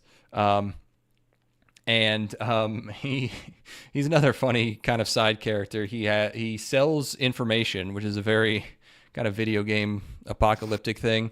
And one of the stories he sells is the story of him being a breeding pig in a society run by women, and they're like, "Oh, you just made that up." But then in the next episode, it turns out he didn't make it up, and he has a son. And they have to, they don't have to, but they help him get back with his son, and that was nice. And then he kills a lady. I don't know why he just finds a lady and kills her horribly. I don't know what was going on. That is the lady that forced him to impregnate her. That is the mother of his son. But he said she was the lady that killed his mother. I thought. Are we sure? Hold on. Why would he kill the kid's mother? Also, how did he find it? Because he's a sex pig. Because he is a sex slave who's been forced to procreate with this lady, and didn't seem like he was that against it. I don't know. I mean, he wanted to escape, but like, he'd kill. I guess maybe he doesn't have a concept of. I don't know. Maybe it was. What was she doing there? She was just like in a house.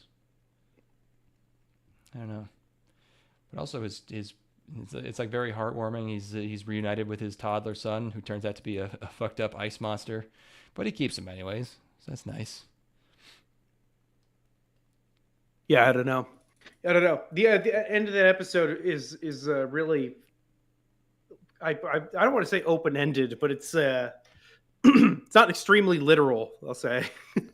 Yeah, you're just like how evil is this guy? I don't know. Yeah. I guess when you're raised as a breeding boar, maybe you have some screws loose. He's reunited with all his boar buds. They refer to themselves by like boar number 8 and boar number 7. Jesus Christ, it's very funny. Probably another one of the mangaka's fetishes. I don't know. There are many, many, many horny ideas in here, and yeah, it's body horror, but also body hornier. Yeah, for sure. Yeah, no, it's don't present this to a child. That's for sure. Don't. This is they're gonna put this on 4Kid, on like the Saturday morning block without checking. This is I mean, honestly, you probably want your frontal lobe fully developed before you watch this. This is like 25 and up. I don't think this is anything that anybody this would fuck you up. This is probably worse than Elfen Lied. Like, how there's all these all these girls who like watched Elfen Lied when they were like 9 and now they're just like kind of fucked up. Yeah, we know one. Yes, no, there's a lot of those. They played Sayano Uta, like, yeah, don't do that. Yeah. Yeah, no, this is again completely and this is exactly the kind of thing that would have ended up getting like dubbed and brought over in '93, and you would go to the anime store, you just buy a bootleg copy of it. Yeah. Completely unacceptable for children.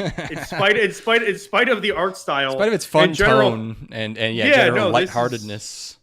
This is like straight up. If you want to put the screws on somebody and really fuck them up. I would say if I saw this prior to 18, probably things would not go well. There are kinds of horniness in this that shouldn't exist. It's really an exploration of a dark horny. Yes. And I think the thing that works in there, and this might even just be another facet of the horniness of the author, is the a lot of this horniness is coming about from a place where nobody was told about what being horny means. Right. It's the veil of ignorance. Like, how horny would you be if you were a weird floating spirit? If you didn't know this is primal what was going on with your body. Yeah. It's conceptual. This is primordial. It's horny without organs is what it is. It's not a Yes. body without organs. It's what if you were Yeah. horny as shit without organs? Yeah, this is like spiritual horniness. Right. This is like where you're like you're not even like the physical corporeal form of the person is not relevant. It's the idea of another person existing. Yeah, within but not your like vicinity. not like in a nice Yuri like Destiny of the Stride Maiden, like I'll follow you to the ends of the earth no matter how many times we're reborn. It's like a gross like let me get in there. I just want to smell your armpits. Yeah, you know, yeah. like the pheromones exuding from your pores are like completely overriding my brain. You know, it's like I'm just gonna walk over to you and dry hump you because I don't know what's going on. Yeah. This is yeah. No, it is like when you have a Weimaraner who's been neutered and he still Yeah. wants to hump things and he doesn't understand why. He doesn't know. Yeah. It's just a pure force of carnal nature. And there is an impotence to it as well. You know, there is that impotent component of it that still exists. Yeah, this is I can't do anything. it's the twisted work of a sick mind, and I really liked watching it. Yeah, it is a high effort exploration of that thing, those things. I know that the answer is somewhere in between, but if you told me either this is straight up no thought, completely horned up nonsense, like this is like the ravings of like a mad lunatic who's like basically like one of those people on Tumblr in like 2011 who like sees themselves as being reincarnated as like a bunny that sits like a stuffed rabbit that sits other on a shelf. Yeah, I would believe that. And if just you like told somehow me this is balancing on this tightrope and just like somehow keeping it from going off the rails the whole time, just because there's something in his like being that like he just has some talent that he's not aware of, where he can just like do this and not think about it. Well, it's in the James Joyce sort of bent. Yeah, you know, where you want to. Or no, is it James Joyce? Ulysses, where he wants to hear.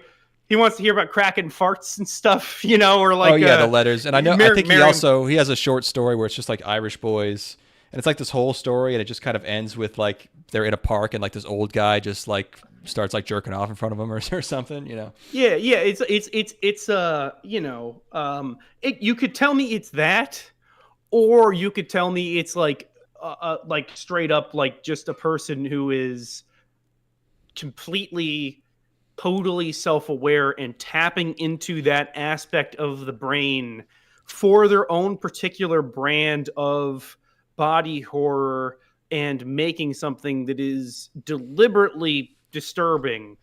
And I would believe that too. Either way, I'd believe it. I know it's probably somewhere in the middle, but I would believe either of those. Yeah, you could tell me that this like was actually chock full of references to like Baudrillard the whole time, or that the author is currently in prison. Like it could go either way. I have no idea. Like it's a mystery wrapped in an enigma. There's 12-year-olds getting pregnant, you know. Yeah, this could be written by a man who is a pillar of his community. Like he's like he's like just like he coaches little league and he's highly respected. There's like he is a completely normal member of society who is just making a sort of speculative piece of entertainment that is entirely from his own mind design as a creative force. Or he could be like a frothing, basically like a total cretin who is like just lives in a room without shaving or showering and just shits there could be a whole spends most of his time jerking off. There could be a whole neighborhood of people who get like next door alerts about like when this guy leaves his apartment. Like he's out again, careful. I don't know. We can probably find out. Let me get a look. We're gonna look at this person. I wonder if there's a picture. We're gonna find out it's like a woman. Oh, that would be way better. No, Masazaku Ishiguro. Again, he did, and yet the town moves, which is just like a, you know. Well, have you seen it? I guess a little bit of this shit going on he there? looks like a Japanese guy, you know. I mean, yeah, I don't know. That's the thing with the Japanese is it's always a coin flip. They always look, they always look kind of androgynous. You're like, I don't know. it's always a coin flip, and you never it is all they are all one or the other. You can put me on record with this. You can put me on record. All Japanese people are either sexual pervert, shut-in neats, or the most upstanding members of society, like people at the forefront of their field. There is no in between. So true. They're just hiding it. Well, I don't think we. Yeah. I don't think we explained anything about this show, and I don't think it matters. Look at the that frame. The Jesus backgrounds Christ. are really good. Also, I forgot to mention. Yeah. Okay. One thing I didn't like was like at the beginning, I was happy that the sort of people running this weird science dome with the children were not comically evil, which was a nice change of pace. But this fucking lady who looks like, can I find a frame of her? This is all the cold stuff. It was good. Good, the baby. Cold baby. This lady, I don't know why they made these kids look so menacing at first. They ended up just being kind of normal.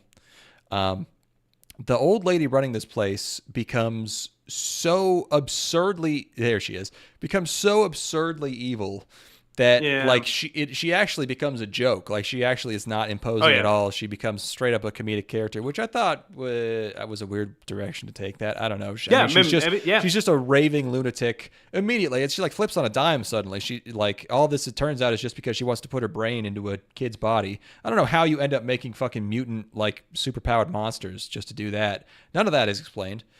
This feels end of first season. We don't know if we're getting anything more. We got to have our main villain get knocked off. Kind of. She didn't even get knocked off though. Did she? Yeah. I mean, I don't know. Like, it seems like the story of the dome is kind of over, but like, yeah, there's not much resolved there. You just know. Yeah, I actually really liked who she was. I liked the fact that she like didn't lie about the fact that there was a world outside. That's a big I thought one. was very like, interesting. Okay. The fact that they're not like there. She's like, yes, there's a world outside, but it's bad. You can't go there. It's like, oh my. Well, at least they're not doing the like. There's nothing outside. You know. Yeah. It just was a little disappointing with her and the Robin character as well. We're like, I'm gonna forgive her more than the Robin character just because like. Okay, I think we pretty much all saw the way that she was going. If it was going to go, there were like two ways she could go. With Robin, it's like what the fuck, like just totally within the episodes that you have provided me. There's no reasonable explanation for this. I mean, he's a guy running like a gang of orphans, and he wears like a trench coat. I mean, I could. But if we maybe had like a little bit more information about him having abused her previously, even if it was just like a little bit of a hint. But that would have kind of that. It's supposed to be. I think this is supposed to be kind of a.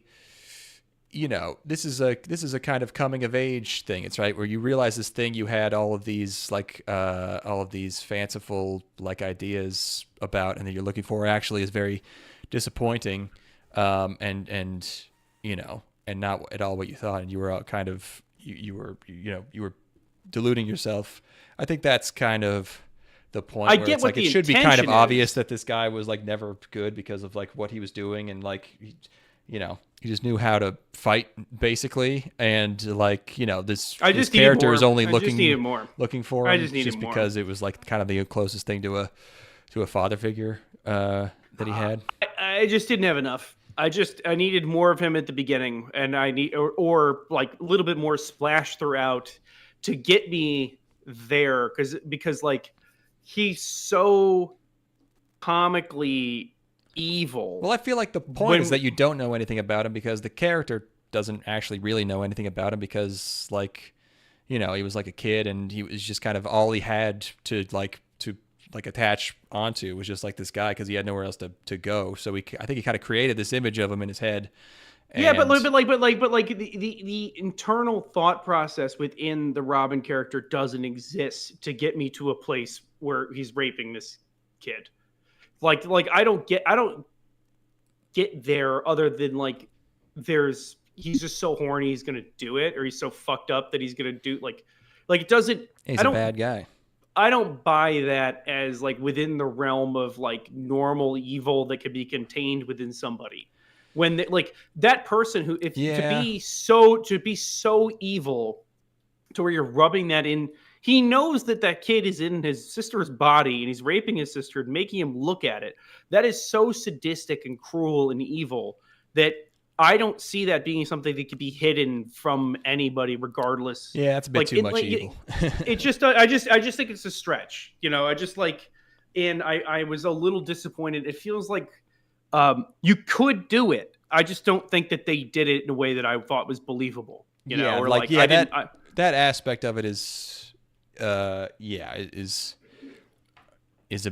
a bit much. But I get the concept of, you know, it's finding the body in Stand By Me, or it's the end of Place Further Than the Universe, where she sees all the emails from her mom. It's, you know, it's like that. It's like the thing you were looking for actually just kind of sucks, and you have to like kind of be on your own now, you know. But yeah, it was. But also we had to, you know, the author had to have himself in a lady's body get raped because. And then she undoes her hand ties with her teeth. It's like, could she do that the whole time? What the fuck? Probably a little bit of shock going on there, I guess. Yeah, it's like you don't want to believe it, you know, and like I don't know. Yeah, no, it's just a flawed way to do that. I don't agree with it at all. Mistake, I would say. Out of place. Yeah, in otherwise something that I think was pretty largely well done. Yeah, a lot of the really bad stuff that happens in the show, they kind of run out of ways, but there's a lot of like, oh, the monster made me hallucinate. So it's like, you know, like people getting like, you know, the main character's getting really fucked up, and then it turns out it was just a hallucination. And then there's the rabbit girl, who I think her name is Mimi Hime, which is funny. Her name is Ear Princess. She's like she has premonitory vision, so she sees bad shit happening, but that's also a hallucination. I think there might have been at least one dream at some point. I forget. Yeah, because you can tell the show wants to do really fucked up shit, but doesn't want it to be permanent. So it does a lot of things that turn out to not be real. But then the last one is very real, at least as far as I know. So that was a bit jarring. Yeah. Yeah, just a whiff on that, but like, again, overall, it doesn't make me dislike this at all. And I'm glad to have watched it. It looks fucking awesome. Like, you know, it's like, it's just good to watch. Yeah, I mean, it just looks nice. I wasn't bored for a second, really. Nope, not at all. Watch 4 or 5 episodes at a time, no problem. Yeah. Yeah, that's stuff. I think I've been talking. Have I been talking about how I've been watching MythBusters? No. Did you watch a lot of MythBusters, like, you know, when it was airing?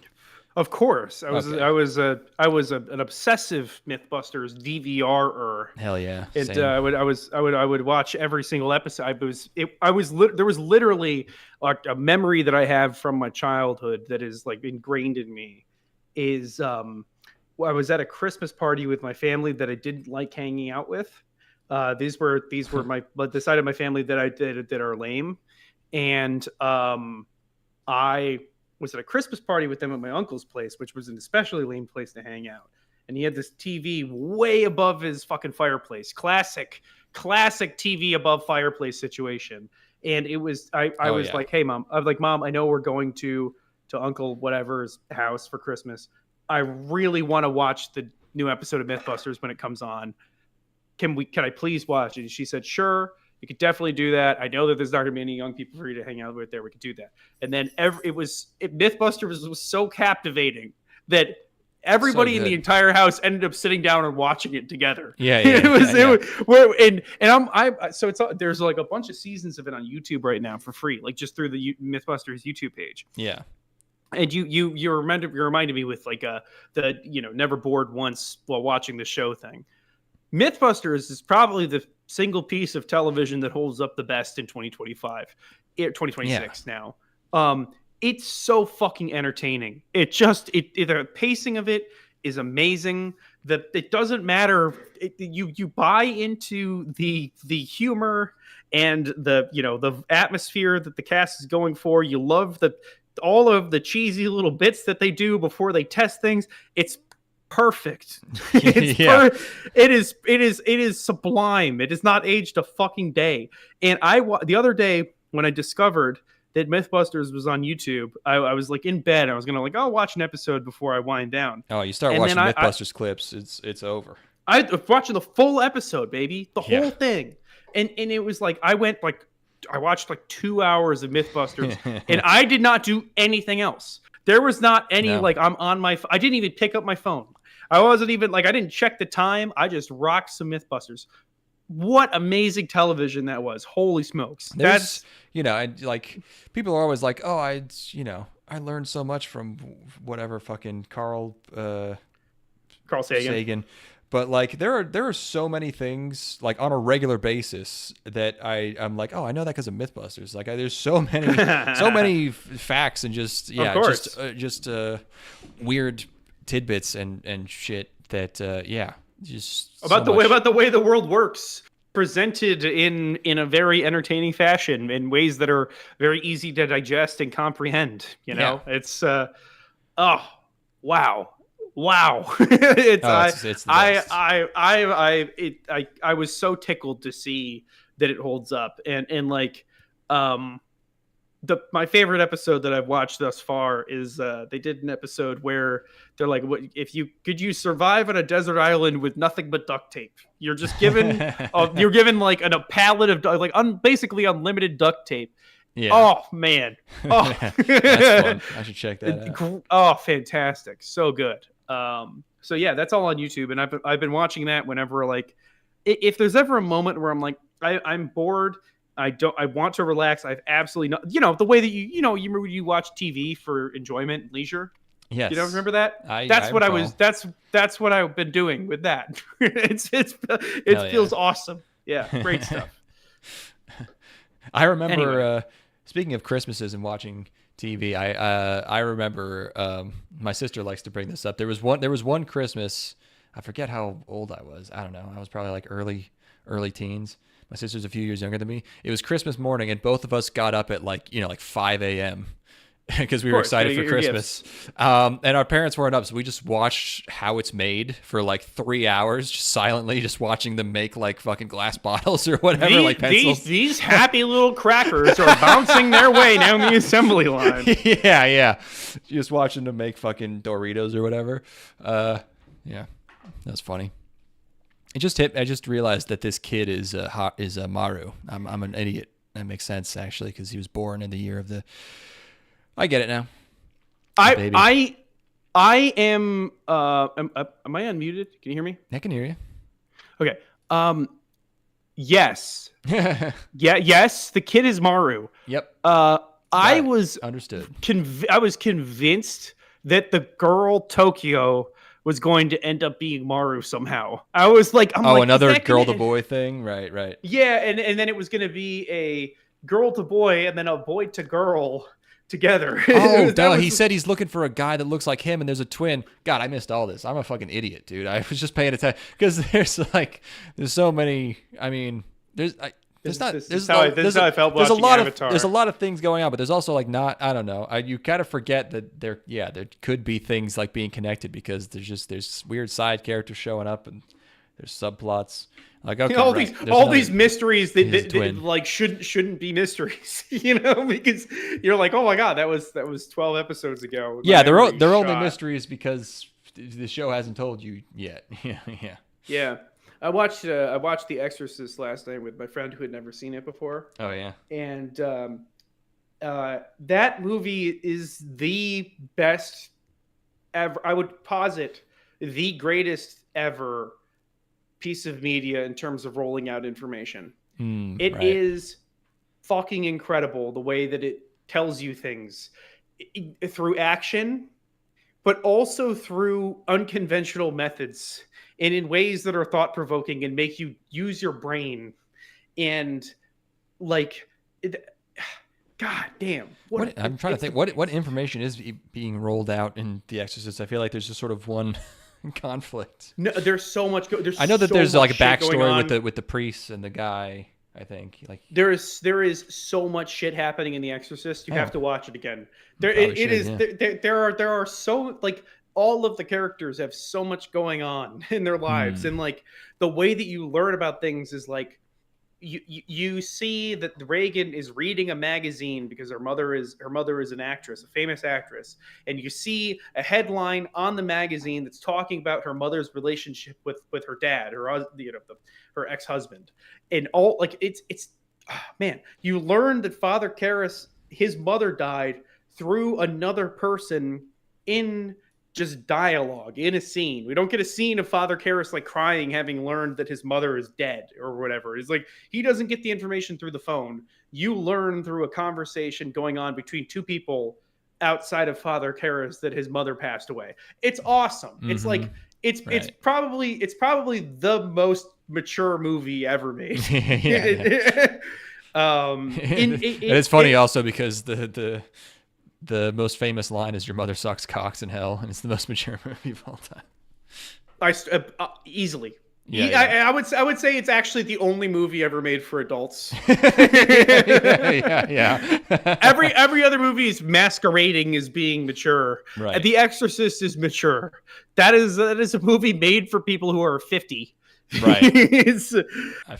Man. Oh, god damn. I mean, few movies in my life, like, will the scene end and the entire scene was like just two people having a conversation at a table about like the daughter wants a horse. He's like, I want to have, like, can you buy me? Why can't we get a horse? I saw the most beautiful horse when we went on a walk through the park, and these guys came through on horses, and they were so beautiful. And it's like, just a 2.5 minute conversation between a mother and daughter that has nothing to do with the core plot of the movie. And you get to the end of the scene, you're like, this movie is fucking amazing. Where it's like, it's the best. It's the best movie ever. Cool. Anyway. Heavenly Delusion. Tengoku Daimakyo. Easy recommend, I think. Recommend. It's nice casual watching. In a weird way. As casual as the show can be, where you have people getting their heads cut in half and people getting raped and teenagers getting pregnant. And high stakes casual watching.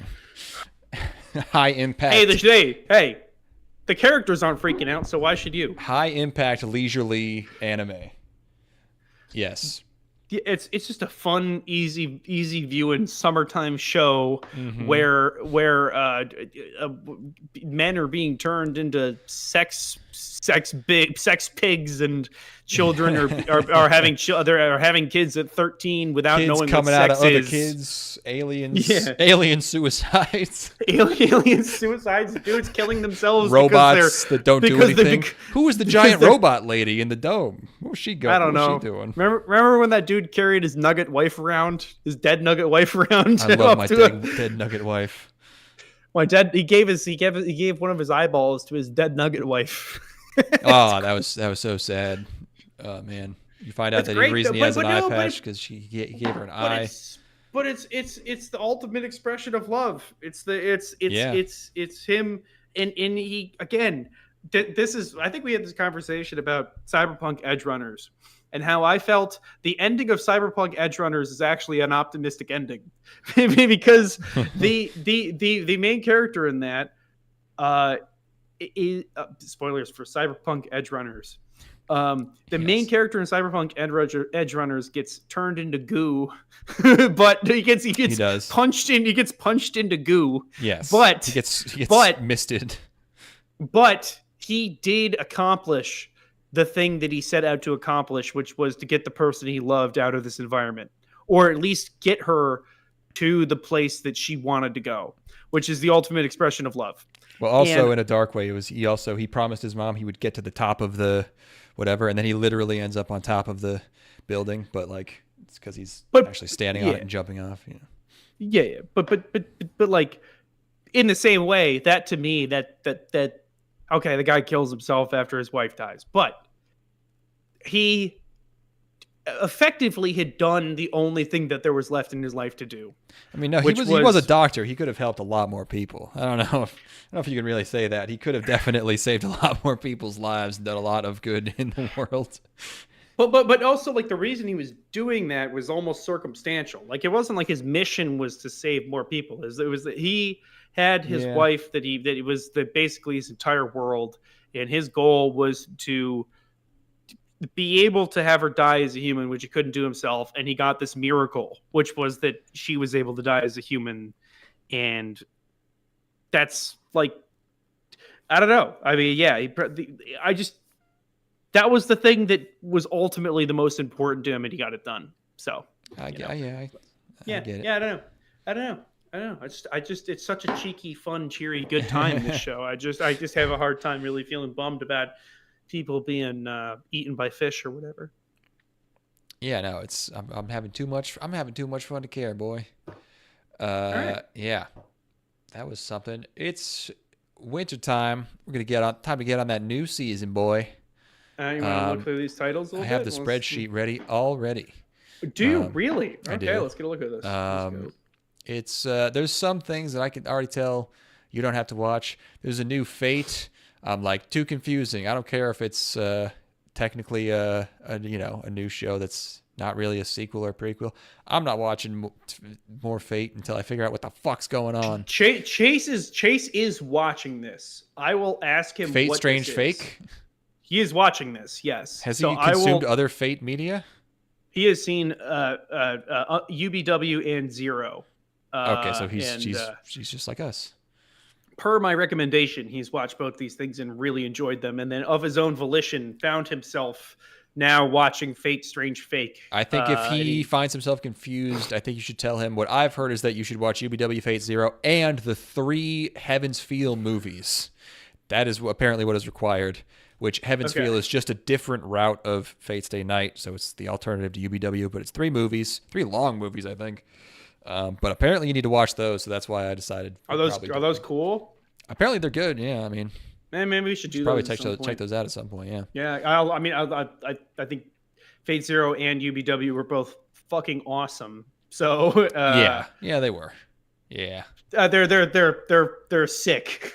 So they were pretty sick. Yeah. Yeah, I mean, but in completely different ways, I'd say. UBW made me want to run through a wall, and Fate Zero made me want to run through a wall very sadly. Yeah. So with a sourpuss. Okay, let's see. We go. Oh, Gaomon Beito-kun no Nichijou. Oh, I'm baiting kun. I don't know. I'm baiting to Nichijou. What? Let's see. Is any of these titles very silly? Darwin Jihen. You were just looking at Baito-kun, and it's like this very like you look at the promo art, and it's just like a very plain like bunch of people standing around, and then the first line of the description is in a society where torture is legal. Is this from the guy that brought you Heavenly Delusion? Yeah, maybe. Let's see. Nothing. No funny titles actually. Hell Mode is funny. Hell Mode. Dead Account is good. That's good. Where's Hell Mode? Why am I saying? Oh, Hell Mode : Okay. Oh, it's a game. It's a game. He gets isekai into a video game. What? How can that happen? He gets put. 35-year-old Kenichi Yamada has spent his life playing every single MMORPG he can get his hands on. Tired of new games that cater to casual players, he leaps at the chance to try out a never-ending game with an intimidating Hell Mode that raises the difficulty and chances to level up to impossible heights. But, as soon as he selects the Summoner, Kenichi finds himself transported into the world of the game and reborn to a family of serfs as a baby named Alan. Why do we need to know what his name is? That doesn't seem like crucial to the summary. I'm not done. I know. but with nothing but his memories and wits to guide him, Alan sets off to conquer Hell Mode, unearth the secrets of the Summoner class, and free his newfound family from their fate. Really selling it there. That sounds great. Yeah, I know. I'm putting it on. I'm trying to get some advertising revenue coming in. All right, we need that. I don't know. Pick me some. I gotta read some more shit. Let me read some more stuff. Um, We've been delivering 4-hour episodes recently, so this is coming in a little under our usual. Uruwashi no Yoi no Tsuki. Yoi Takiguchi has long legs, a deep voice, and a handsome face. In other words, Yoi is such a good-looking guy that most people don't notice or care that she is, in fact, a girl. What? Indeed, Wait, she's had the hold nickname on. Prince. Let me get a look at this. What's the name of the shit? Uruwashi no Yoi no Tsuki. What's the number? What's the 30. number? I see it. Oh no. Oh no, it's for me. Ew, dude. Oh, fuck. I'm not gonna let you watch this one. You're banned from watching this.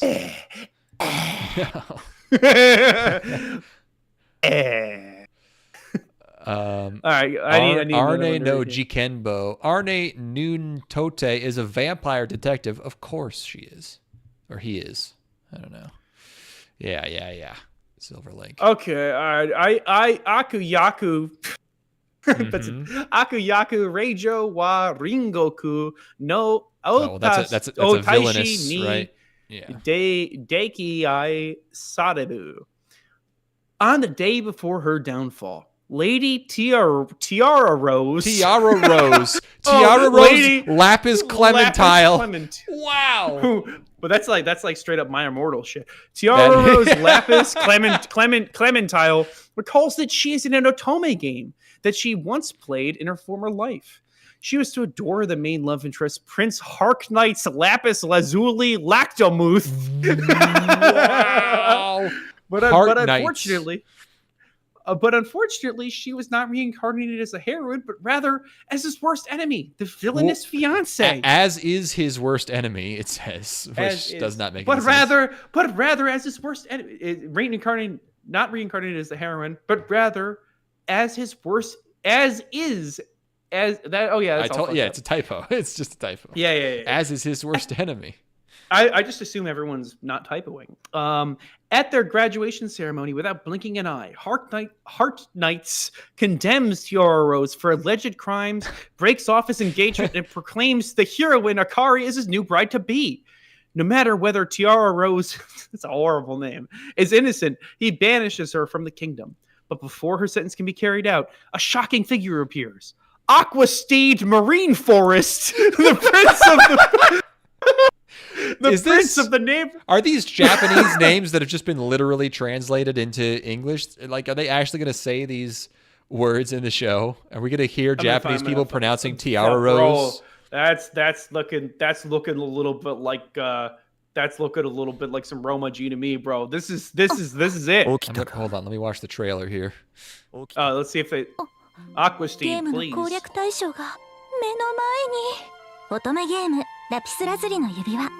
一番人気だった彼はそれはもうひたすらにヒロインを溺愛する。でも私はヒロインではなく悪役令嬢。婚約破棄を告げる。 Come on, say the names. そなたを国外へ追放する。 そんなひどすぎる。 Bro, this is katakana. This is it. These are the names. Yeah, I guess. そこまでですよ。 Yeah. I really want to hear it though. ティアラローズ嬢。 Yes. 私の妃になっていただけませんか。 Tiara Rose. He's kind of sliding through that. That's not bad. It was not bad, yeah.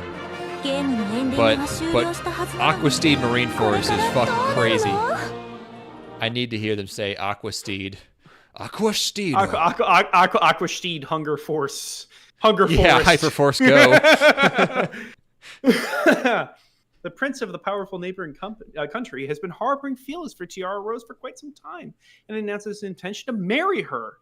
Adored by the prince of another kingdom, what awaits the villainess on her path to a happy ending? I don't know. God damn. Why are you asking me? All right, one more. Why Aquasteed when they could just call her Seahorse? That's probably exactly what happened. He's like elegant like a seahorse. Right. The most elegant animal. I mean, have you ever seen them? They're pretty fucking elegant, actually. No cap. I would call them more, I don't know, maybe dainty. I don't know. You ever seen like a leafy seahorse? I think so, yeah. Oh, that one's pretty elegant. Leafy sea dragon. That's like the most. Dude, look at these shits. I'm sending you one right now. Oh yeah, that is pretty good. Man. Unable to save image. I've never seen that before. That's weird. It's just too regal for I cannot display this on the peasants such as you could never. Now it works. Never mind. That's weird. Capture the beauty of the leafy sea dragon, which was my favorite animal as a kid, by the way. I had a soft spot for these. I haven't thought about the leafy sea dragon in 20 years, but these are sick as fuck. Anyway, I don't know. I feel like we got there. We're gonna do a new season. It's gonna be cool. Done it. It's gonna be more seasonal. Time. Oh, hold on. Gotta look at this lame ass fucking bitch ass fucking common sea dragon. Who the fuck wants to fuck around with this hoe? It's loading. looks fucking naked. These must be crazy high res or something. Yeah, it looks. Oh, it's got a gross naked. Body. Yeah, it's a peasant. It's a mere peasant in comparison to my elegant leafy sea dragon. Yeah, put some leaves on, you fucking nasty little bitch. Oh, God. It's like a nasty little slimy What are you doing? guy. What are you doing with that snout? Like, I can't trust you. No. That eye, he has no jawline. Terrible. He's getting absolutely mogged. He's getting mogged by all the other sea creatures, yeah. He's getting alpha mogged. What are you doing? I don't know. Oh, we don't have anything. Hold on. I don't have an outro. I got something. I've got something. Hold on. I feel like you always say that and you don't, or you're just saying that while you find something. How could you possibly have something? I would literally never be typing into YouTube right now. Korn 8-bit cover. I would never. God damn it. Ever. All right, fine. Since it's the new year, doesn't make any sense, but I'll allow it. We're getting corny. Yeah, Monkey, Fieldy. What's the other guy? I don't know. What are you fucking talking about, dude? John something. I don't know what his name is. John Mulaney. John Mulaney, star of Korn. John Harbaugh, who just got fired from the Ravens. Yep. All right. John Mellencamp. John Malkovich. Yeah. John Adams. John Quincy Adams. JQA, as we call him in the biz. Jaqua. Yo, Jaqua, what are you doing? Yo. Sequel to Hamilton, yeah, coming up. Jaqua. John Quincy Adams didn't he end up being in the Supreme Court after he was president? That sounds right. That's fucking real love of the game right there. He just kind of did whatever back then. Yeah, sure. Rich, spoiled ass rich kid. Look at this. Look at this. Yeah. Hold on. Look at this nepo baby. Nepotism. Look at this nepo baby. little. The face of nepotism. What qualifications do you have? Come on. Oh, we're just putting random guys in the Supreme Court now just because they know the guy. Okay, whatever, man. Fun fact. This is the same age as Timothy Chalamet right now. This is him at 30. Oh, John. That's 30? No fucking way, dude. No. Oh, okay. I was gonna say. Okay, bye.